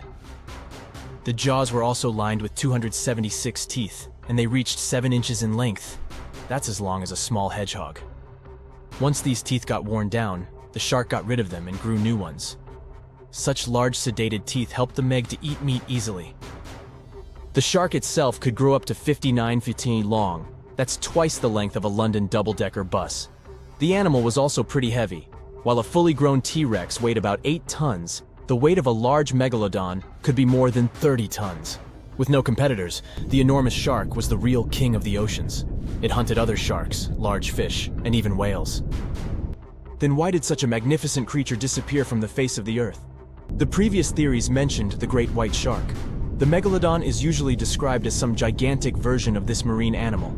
And this is a common mistake made because most people think these creatures were related. But in reality, the Meg looked more like a modern bull shark. Its snout was snout, its lower jaw was rather flat, and long and massive pectoral fins supported the animal's weight. But what's more important, the ancestors of today's great whites existed at the same time as the Megalodon. Now, with great size comes great clumsiness. And although the Meg was huge and powerful, it was also not as nimble as smaller and quicker great white sharks. Great whites could have rivaled the Megalodon for food, and were often more successful hunters thanks to their agility. They couldn't fight the Meg openly, but were fast enough to steal its food. So according to this theory, the only food left for the Megalodon were whales and equally big marine animals. Grown-up Megs could easily catch such beasts, but their offspring were much smaller and more vulnerable than their parents. Could smaller sharks have used this to their advantage? Maybe while megasharks were still little, they became a meal for great whites, as well as bull and tiger sharks. Even at those times, a great white shark could reach the length of 20 feet, while a megalodon kid was definitely smaller. But even if there had been no open confrontation between young megalodons and smaller grown-up sharks, Meg kids wouldn't have been able to find food for themselves to grow to adulthood. The reason is the same. The population of other sharks was growing, and they were rivaling each other and the Meg for convenient food. The more great whites and other sharks appeared in the oceans, the less food remained for young monster sharks. Eventually, they probably starved. But it's just one of the theories that try to explain why the Meg went extinct, and here's another one. A new study has shown that the Meg was most likely a warm-blooded predator able to regulate its body temperature, and that might have been the reason why this species disappeared with time. Scientists analyzed isotopes of the tooth enamel of the megalodon and concluded that the animal could easily maintain a body temperature that was around 13 degrees F warmer than the temperature of the surrounding water. Such a temperature difference is much greater than what other sharks living at the same time as the Meg had, and it's large enough for the ancient predator to be classified as warm-blooded. These days, most fish are cold-blooded. Their body temperature is the same as the surrounding water, but some sharks, like mackerel sharks, keep the temperature of all parts of their bodies a bit warmer than the surrounding water. But it doesn't make them completely warm-blooded because they simply store heat generated by their muscles. And in mammals, body temperature is regulated by a special region of the brain called the hypothalamus. Anyway, the Meg's warmer body allowed the animal to move faster, deal with cold water better, and spread out all over the world.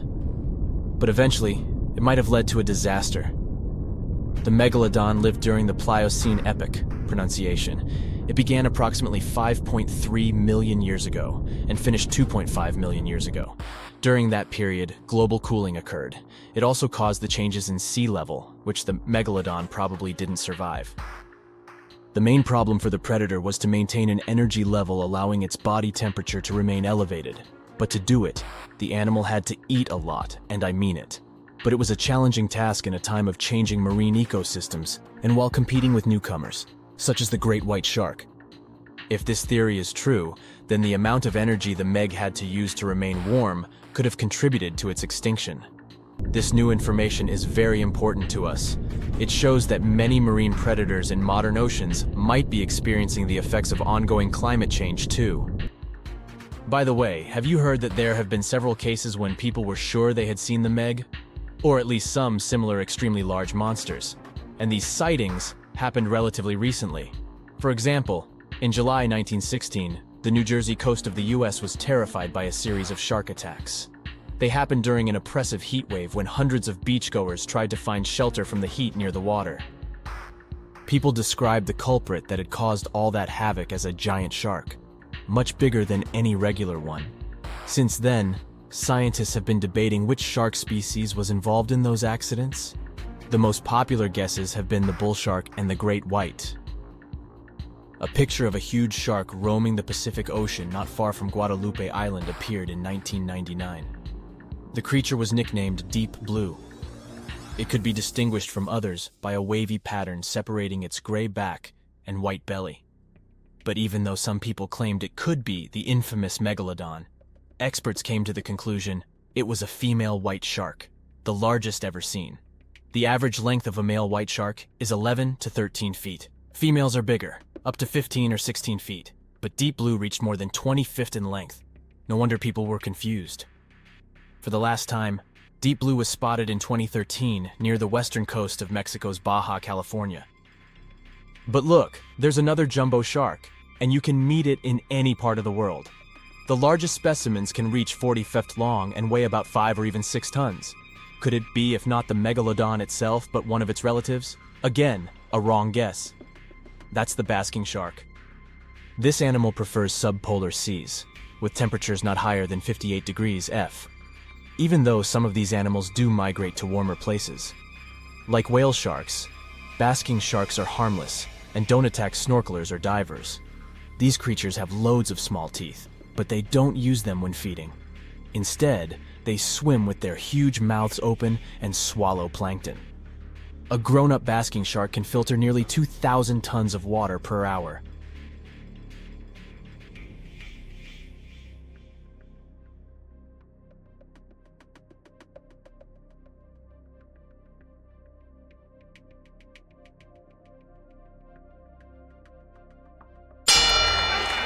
In the left corner, Megalodon, considered the largest and most dangerous predator in the aquatic world. It has a reputation as a cold-blooded hunter who can break a fishing boat with one bite. We're gonna need a bigger boat. But what if he comes face to face with another giant water monster? In the right corner, Mosasaurus, an ancient dinosaur reptile which existed about 80 million years ago on the vast Atlantic Ocean. Their diet was large fish, giant turtles, other mosasauruses, and even birds. So glad I'm not on the menu, ha ha!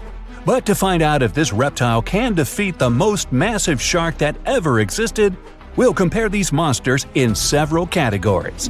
Let's start with size. Megalodon became extinct 3 million years ago, but is still considered the largest and most dangerous predator in the ocean.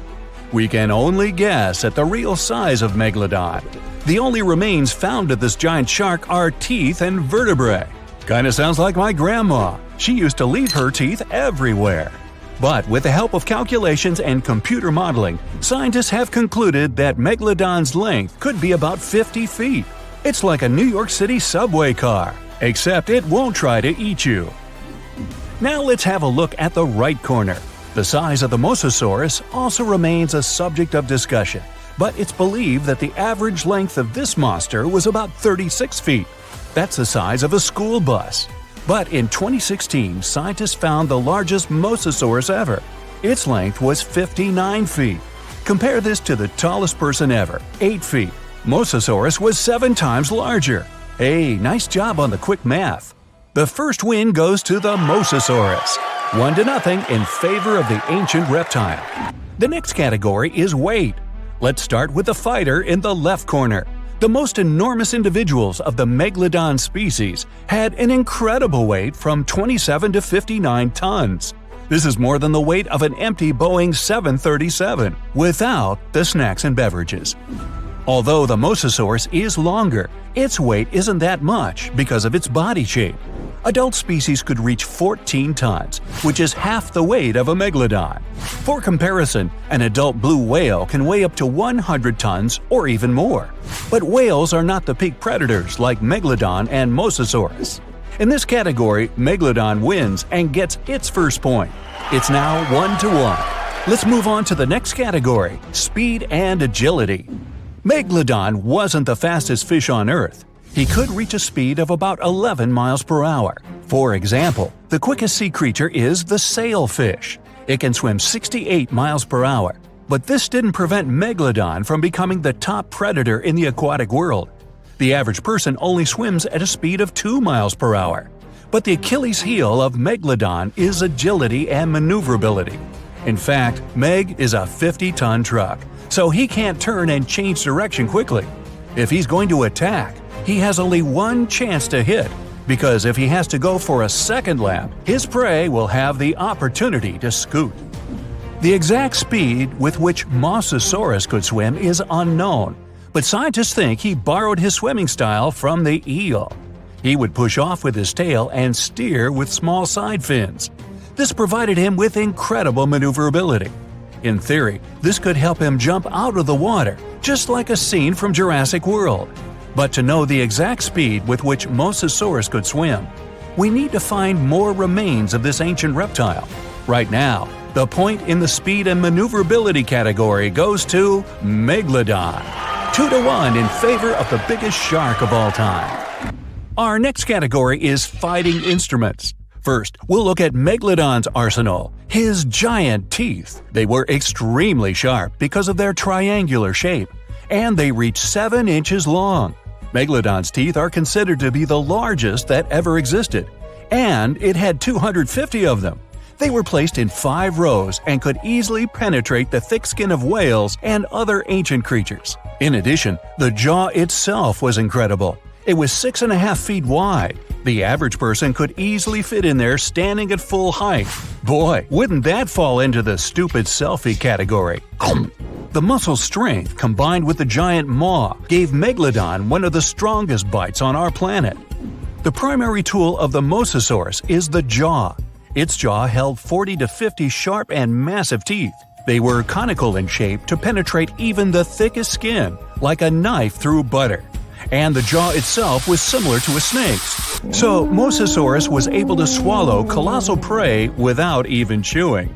In some of the discovered remains of Mosasaurus, perfectly preserved remains of fish were found, and they were 3 feet long. The Mosasaurus head was a little over 2 feet long, and although this jaw wouldn't be enough to swallow Megalodon as a whole, it could bite off a pretty big piece of him, or even just rip off its tail. For this ultimate combat tool, the Mosasaurus gets the point. The score is tied 2-2. The last category is combat skills. Although Megalodon has a giant mass and sharp teeth, he reached the top of the food chain for another reason: intelligence. Scientists found many remains of whales with scars from Megalodon's teeth. These findings have helped to understand the hunting tactics of this giant shark. It turned out that Meg could find weaknesses in other marine creatures and knew where their vital organs were located. Other remains had many fractures. Apparently, the victim had experienced Megalodon's 50-ton ram. It could easily have broken through concrete walls. The whales didn't stand a chance. With the help of strategy and tactics, Megalodon could have handled prey much bigger than himself. He could attack the whale's tail and fins until he was completely immobilized. And then, when the victim was defenseless, well, like they say, dinner is served. Unlike sharks that love to ambush, Mosasauruses were quite aggressive. Scientists found many remains of the Mosasauruses with traces of teeth marks from their own species. Whether they fought for food or territory is unknown, but we know for sure that their fights were brutal. The remains had many fractures, but they didn't ram their victims. No, they grabbed its head and actively bit and struggled, breaking its bones. Such a technique is used by modern crocodiles. Also, the Mosasauruses had excellent vision, which gave them a chance to see the victim from afar and attack unexpectedly. Before we move on to the fight, a bonus round: Audience Sympathy Prize. Megalodon has appeared in many different movies, TV series, and comics, and each of its appearances has inspired fear in the audience. He really has a reputation as an ideal predator, and I would bet my money on him. Mosasaurus, on the other hand, doesn't have many appearances in popular culture, but the scene where he eats a great white shark in one bite surprised spectators around the world. So this dinosaur has the potential to become a star. This, of course, doesn't affect the outcome of the fight. Oh, there's the gong. Now we'll find out who will win this fight. Opponents meet in the waters off the coast of North America. Mosasaurus noticed Megalodon from far away and attacked first. However, his teeth are not big enough, and he barely hurts the Meg. Now, the giant shark is attacking the reptile. Mosasaurus is very agile, and he easily dodges the slow blows of the Megalodon. They break apart. It's time to change tactics, and Megalodon decides to go for a trick. Mosasaurus is a reptile, though a huge one. This means it breathes air and swims underwater only by holding its breath. Meg begins to descend deeper, luring Mosasaurus into a trap. In deep water, the ancient reptile feels uncomfortable and begins to make mistakes. Megalodon attacks fins and tail, depriving the enemy of mobility. Once the Mosasaurus loses its tail, the battle ends. Oops. Megalodon has again proved that he is the king of the seas, and he deservedly stands at the top of the food chain. Well, hey there! We dive back in time and into the oceans over 500 million years ago, just, because we can. Whoa! Watch out! It's not Megalodon or giant sea reptiles you need to look out for here. It's a bizarre, unearthly-looking creature called Anomalocaris. The name means unlike any other shrimp, and I think you'll agree, it looks like a nightmarish cross between a shrimp and a modern-day centipede. 2 tentacles protruding from its face, each lined with razor-sharp teeth. Oh yeah, and this thing was about the size of your leg. With a wave-like movement of the flaps on each side of its body, it was graceful for a terrifying creature. It was also more advanced than any other life on this planet at the time. Especially those huge eyes. You have only one lens in each of yours. This giant shrimp had 16,000. That's 4 times more than a common housefly. And you know how good their vision is. Good enough to dodge that swatter every time. All this allowed Annie to become one of the first animals on this planet to feed on others. Yep, here it is. Earth's first hunter. Its favorite meal? Trilobites. Hey, try a bite. Those are the ancient ancestors of crabs. Some of their fossils have marks on them in the same shape as the monster shrimp's mouthparts. Terrors of the past like this got to be so giant thanks to more oxygen in the atmosphere. A perfect example of this, Meganeuropsis.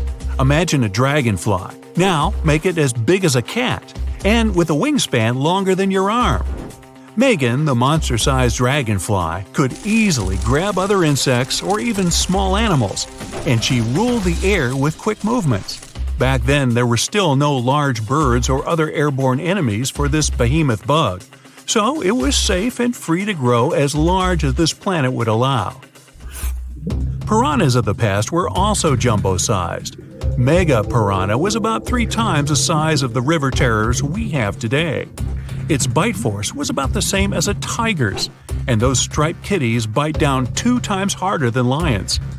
That means it probably not only dined on other fish and any land creatures that, got too close to the water, but it could also easily crunch down on large turtles and other unlucky shelled creatures.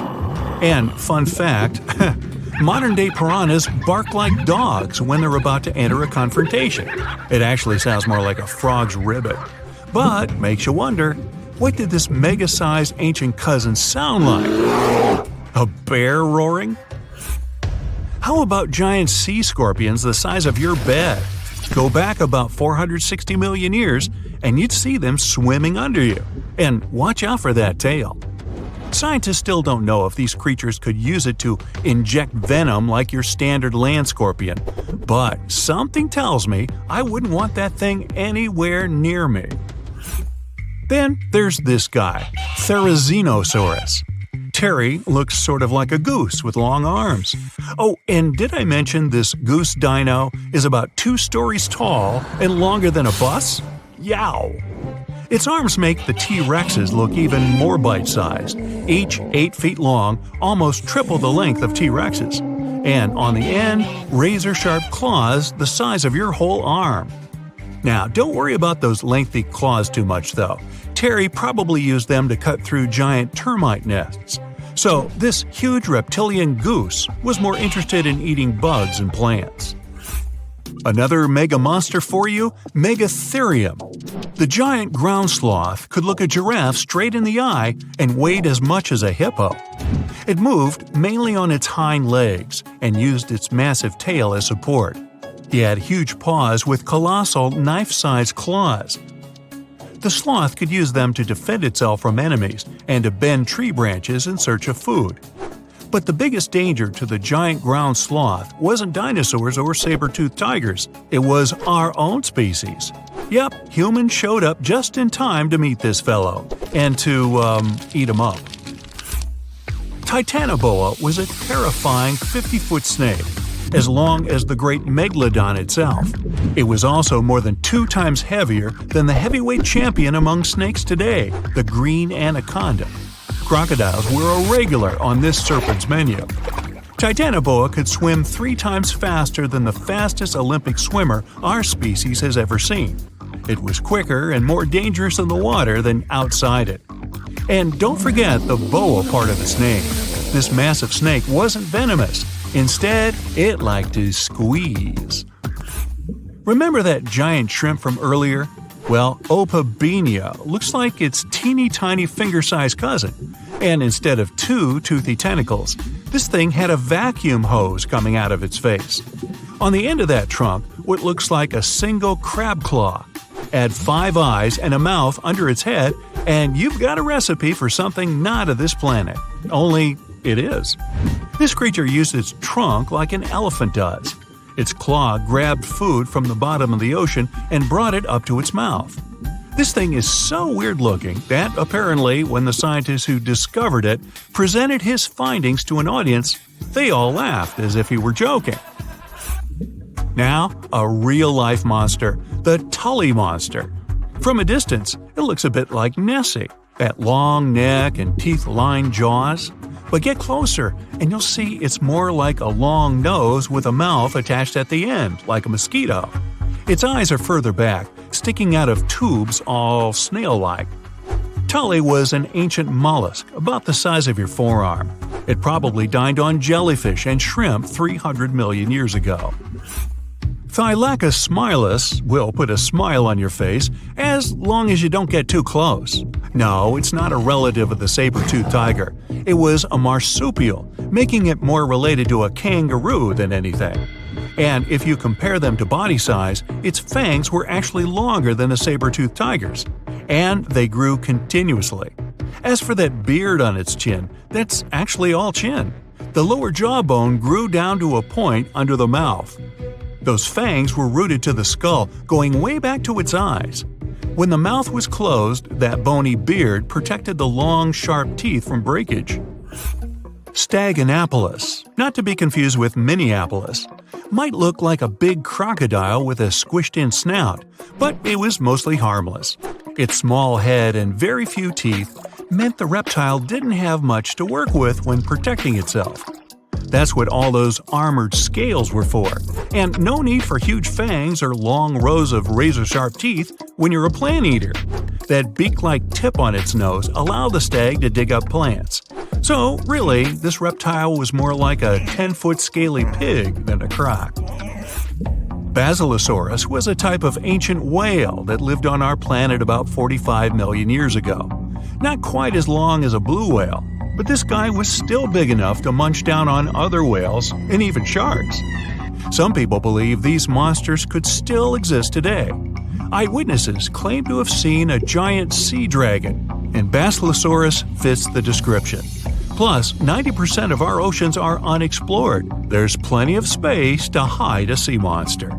But scientists haven't found any fossils of this ancient whale younger than 3.7 million years. So, this myth is busted.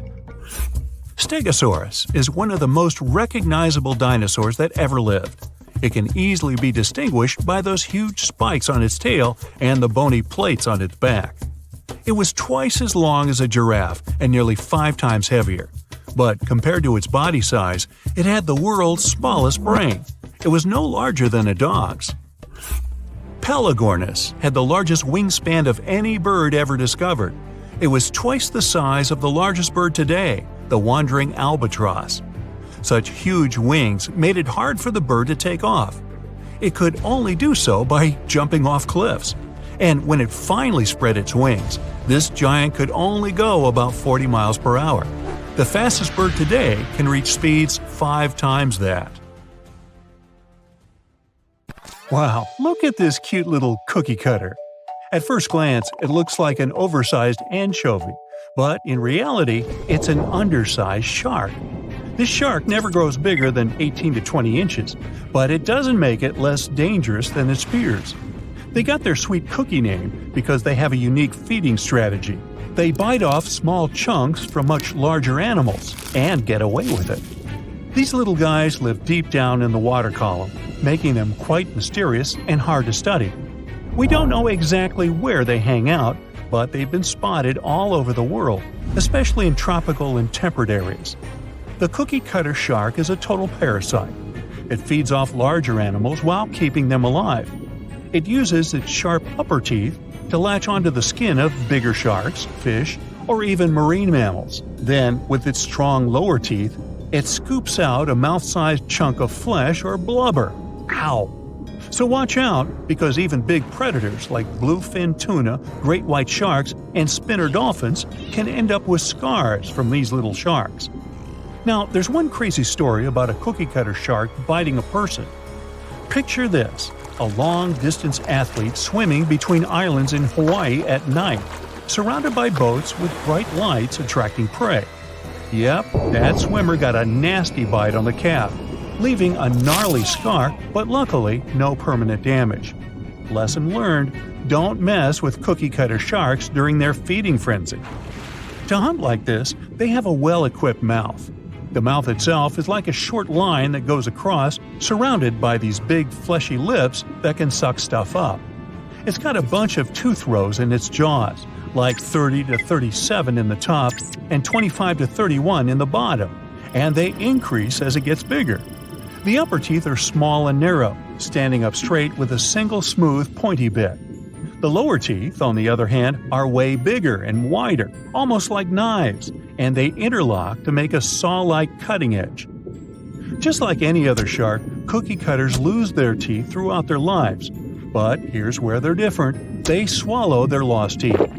Some scientists think they do this because they live in nutrient-poor deep waters and want to recycle important tooth-building materials, like calcium. That's a brand new approach to diet supplements, huh?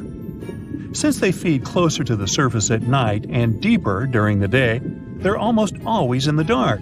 So, this sneaky little shark has these special light-producing organs called photophores that are strategically placed on its belly. These photophores help it blend in with the light coming from above, kind of like camouflage. It's a classic move in the bioluminescent world. The cookie-cutter shark also has this cool, non-glowing collar around its throat. Some scientists think this collar acts like a fancy lure, making it look like a tasty little fish from below. Imagine how irresistible that would be to a whole gang of hungry sharks. It's like a dinner invitation they can't refuse. So you're swimming 2 miles down at the bottom of the ocean. Don't ask me how, just play along. It's cold and the pressure is intense. No fish in sight. Then you notice a green shiny thing. It's a cookie-cutter shark. Its neck glows in the dark to attract fish and other delicious treats. The shark doesn't look like much. It's small, about the size of a cat. It has brown skin and large green eyes. But looks can be deceiving. Every night, this creature rises to the surface and goes after great white sharks, whales, even swordfish. If you look closely, you'll see a round mouth with a bunch of sharp teeth in it. They don't just bite, they work kind of like a saw. This one's called a cookie-cutter shark because when it sees something delicious, it takes a cookie-shaped bite out of it.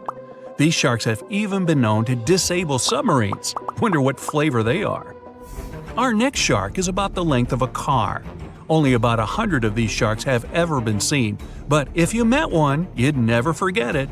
It has a big mouth, a huge mouth, a mega mouth, like me. It's the mega mouth shark. You could easily fit in it if you curled yourself up. They're not dangerous though, not to humans. They feed by swimming around with their mouths open, filtering out plankton and other underwater goodies. The shark has special organs in its mouth that glow, attracting little crustaceans. It swims deep in the ocean in total darkness. Probably has a great smile though. Thresher sharks also have a huge body part, the tail. It's almost half the length of the shark itself, and it looks like a helicopter blade. It's one of the few animals that hunts using its tail. The shark sneaks up on a school of fish and starts to shake its moneymaker. This freaks out some of the fish, which is exactly the plan. In a pinch, it can also use its tail to defend itself. The best thing about this shark, it doesn't attack people. The angel shark. There are quite a few types of angel shark out there, but they're more shark than angel. They're flat like stingrays, and their skin is covered with patterns that help them blend in with the seafloor. Because of this disguise, divers sometimes accidentally touch them, which isn't the best idea. They're fast and have powerful jaws. Still, they prefer the taste of small fish to you. The horn shark has two ridges that look like horns right above its eyes. It's definitely the grandpa of the shark world. Not aggressive, swims pretty slowly, and is up late almost every night. Its two favorite meals, sea urchins and crustaceans. It moves its fin on the seafloor almost as if it had paws. But don't underestimate this guy. It has one of the strongest bites of any shark. It needs those strong teeth to crush the shells of its late-night meals. And if something tries to attack it, watch out. Horned sharks have sharp spikes on their fins. The award for the ugliest shark goes to the goblin shark, and it's not even close. From the outside, it already looks kinda weird and is about the size of a pink underwater motorbike. It has a long tail and a seriously long nose. It lives way down in the depths of the ocean and loves to eat squid. It's not as fast as its relatives, but it's way more sneaky. It has a secret squid catching technique which is totally wild. The shark swims behind the squid. It's catching up, getting closer and closer, but the squid isn't slowing down, no way. It looks like the poor goblin shark won't have any lunch today. Then it opens its mouth. Its jaw is attached to folds of skin that mean it can literally throw its jaw out of its mouth. And it's a shark, so those teeth are sharp. That extra reach helps it grab its lunch, and when the meal's over, it pops its jaw back in its mouth. These sharks have been seen many times off the coast of Japan. They're actually named after the goblins in Japanese myths and fairy tales. There's only one thing out there cooler than a ninja shark. It's the ninja lantern shark. Imagine there's a tube you can slide down that takes you to the bottom of the ocean. It's too dark, you can't see anything. Suddenly, a glowing dot, moving around in the distance. It's coming closer, shooting towards you. It's a blue glowing head. Worse, it looks like this head doesn't have a body attached to it. The ninja lantern shark has black skin, so it's almost invisible in the dark. It's only the size of a human arm, but its small, sharp teeth are no joke. No one really knows why this shark glows. Maybe to attract tasty fish? Another theory out there is that it uses this light to communicate with its friends. It has friends? The hammerhead shark. These ferocious sharks can weigh up to half a ton. They live in tropical waters all over the world, and they're one of the most recognizable sharks out there. Their eyes really are located on the sides of their hammerhead. This means they can see in almost all directions. They even have special neck muscles to lift their head up and down just to see that little bit better. Their favorite food? Stingrays. You know, those flat things that swim along the seafloor, camouflaged to look like sand and bits of rock.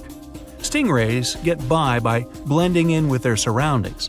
Danger mostly just swims by. But the hammerhead's eyes see everything. Uh-oh. Great white sharks, hammerheads, and other large sharks live for about 25 years. But one shark can live much, much longer. The Greenland shark can live anywhere from 300 to 500 years. It lives mostly in the North Atlantic and Arctic oceans. It loves to swim deep down where it's dark, so it uses its nose to sniff out food. Since it spends so much time down there, it's figured out how to withstand the strong pressure. It's one of the oldest living, largest, and slowest fish on Earth. Just imagine, you're on an Arctic cruise and you see one of these sharks moving slowly through the freezing cold water. It might be 400 years older than you. Most sharks are omnivorous. They can go after dolphins, other sharks, crabs, sea urchins, smaller or even larger fish, hot dogs. Kidding about the hot dogs. But the bonnethead shark is a bit different. It eats algae for about half its meals. It's actually related to the hammerhead shark, but its head looks more like a shovel. Can you dig it? If you see this guy swimming around, you might think it's a sea snake or a huge water worm. Frilled sharks like to swim way down at the bottom of the ocean, like a lot of sharks. When they're chasing something delicious, they move kind of like a snake. And just like a snake, they like to gulp down their lunch all in one piece. But that doesn't mean they don't have teeth. They have about 200 nice and sharp ones. The saw shark has a long, flat, and seriously spiky nose. Those teeth on its nose never stop growing. Each tooth is equipped with electric receptors to help the saw shark feel around for nearby fish, like a ship's radar. When dinner's nearby, the shark swims up and strikes with its nose, waving it around like a knight showing off his skills. Meanwhile, you won't have time to blink if this guy floats past. Did you see it? How about now? Meet the fastest shark in the world, the short-fin mako shark. It can swim up to 35 miles per hour. That doesn't seem that quick on land, but underwater, that's fast. Slower than a cheetah, but faster than most dogs. It's warm-blooded, which is super rare for a shark. That helps it swim to cold and distant places where an ordinary shark simply wouldn't survive. The swordfish goes much faster. It can swim up to 60 miles per hour. It's not a shark, but it's still an amazing creature. In a race, the swordfish will usually come out on top, but it's not just fast, it's ingeniously fast. It has a gland next to its nose that pumps out a special oil. This oil spreads through its nose and comes out through tiny holes. This special oil is waterproof, which lets the swordfish glide through the water at high speed. Well, hey there! We dive back in time and into the oceans over 500 million years ago, just, because we can. Whoa! Watch out! It's not Megalodon or giant sea reptiles you need to look out for here. It's a bizarre, unearthly-looking creature called Anomalocaris. The name means unlike any other shrimp, and I think you'll agree, it looks like a nightmarish cross between a shrimp and a modern-day centipede. 2 tentacles protruding from its face, each lined with razor-sharp teeth. Oh yeah, and this thing was about the size of your leg. With a wave-like movement of the flaps on each side of its body, it was graceful for a terrifying creature. It was also more advanced than any other life on this planet at the time. Especially those huge eyes. You have only one lens in each of yours. This giant shrimp had 16,000. That's 4 times more than a common housefly. And you know how good their vision is, good enough to dodge that swatter every time. All this allowed Annie to become one of the first animals on this planet to feed on others. Yep, here it is, Earth's first hunter. Its favorite meal? Trilobites. Hey, try a bite. Those are the ancient ancestors of crabs. Some of their fossils have marks on them in the same shape as the monster shrimp's mouth parts. Terrors of the past like this got to be so giant thanks to more oxygen in the atmosphere. A perfect example of this, Meganeuropsis. Imagine a dragonfly. Now make it as big as a cat, and with a wingspan longer than your arm. Megan, the monster-sized dragonfly, could easily grab other insects or even small animals, and she ruled the air with quick movements. Back then, there were still no large birds or other airborne enemies for this behemoth bug, so it was safe and free to grow as large as this planet would allow. Piranhas of the past were also jumbo-sized. Mega piranha was about 3 times the size of the river terrors we have today. Its bite force was about the same as a tiger's, and those striped kitties bite down 2 times harder than lions. That means it probably not only dined on other fish and any land creatures that, got too close to the water, but it could also easily crunch down on large turtles and other unlucky shelled creatures. And fun fact, modern-day piranhas bark like dogs when they're about to enter a confrontation. It actually sounds more like a frog's ribbit. But makes you wonder, what did this mega-sized ancient cousin sound like? A bear roaring? How about giant sea scorpions the size of your bed? Go back about 460 million years and you'd see them swimming under you. And watch out for that tail.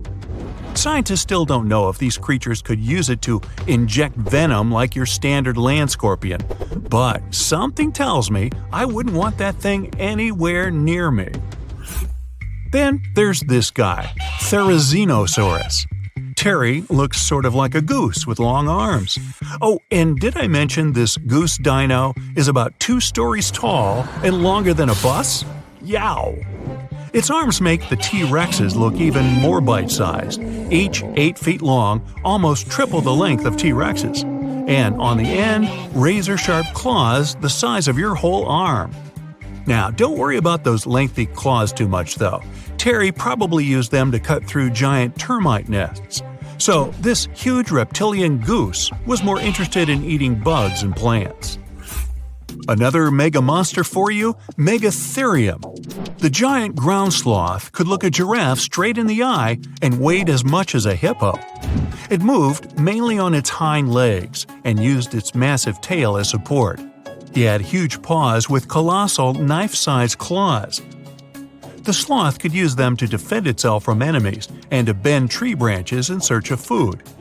But the biggest danger to the giant ground sloth wasn't dinosaurs or saber-toothed tigers. It was our own species. Yep, humans showed up just in time to meet this fellow and to, eat him up. Titanoboa was a terrifying 50-foot snake, as long as the great Megalodon itself.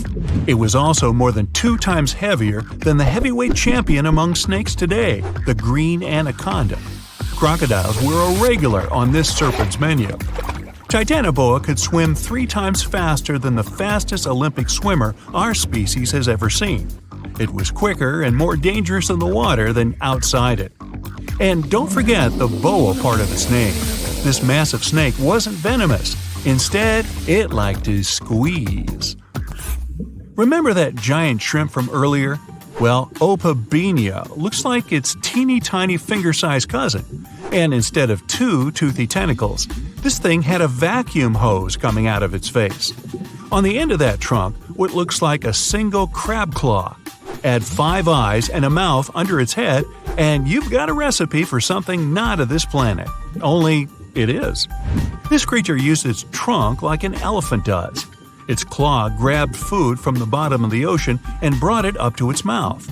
This thing is so weird-looking that, apparently, when the scientists who discovered it presented his findings to an audience, they all laughed as if he were joking.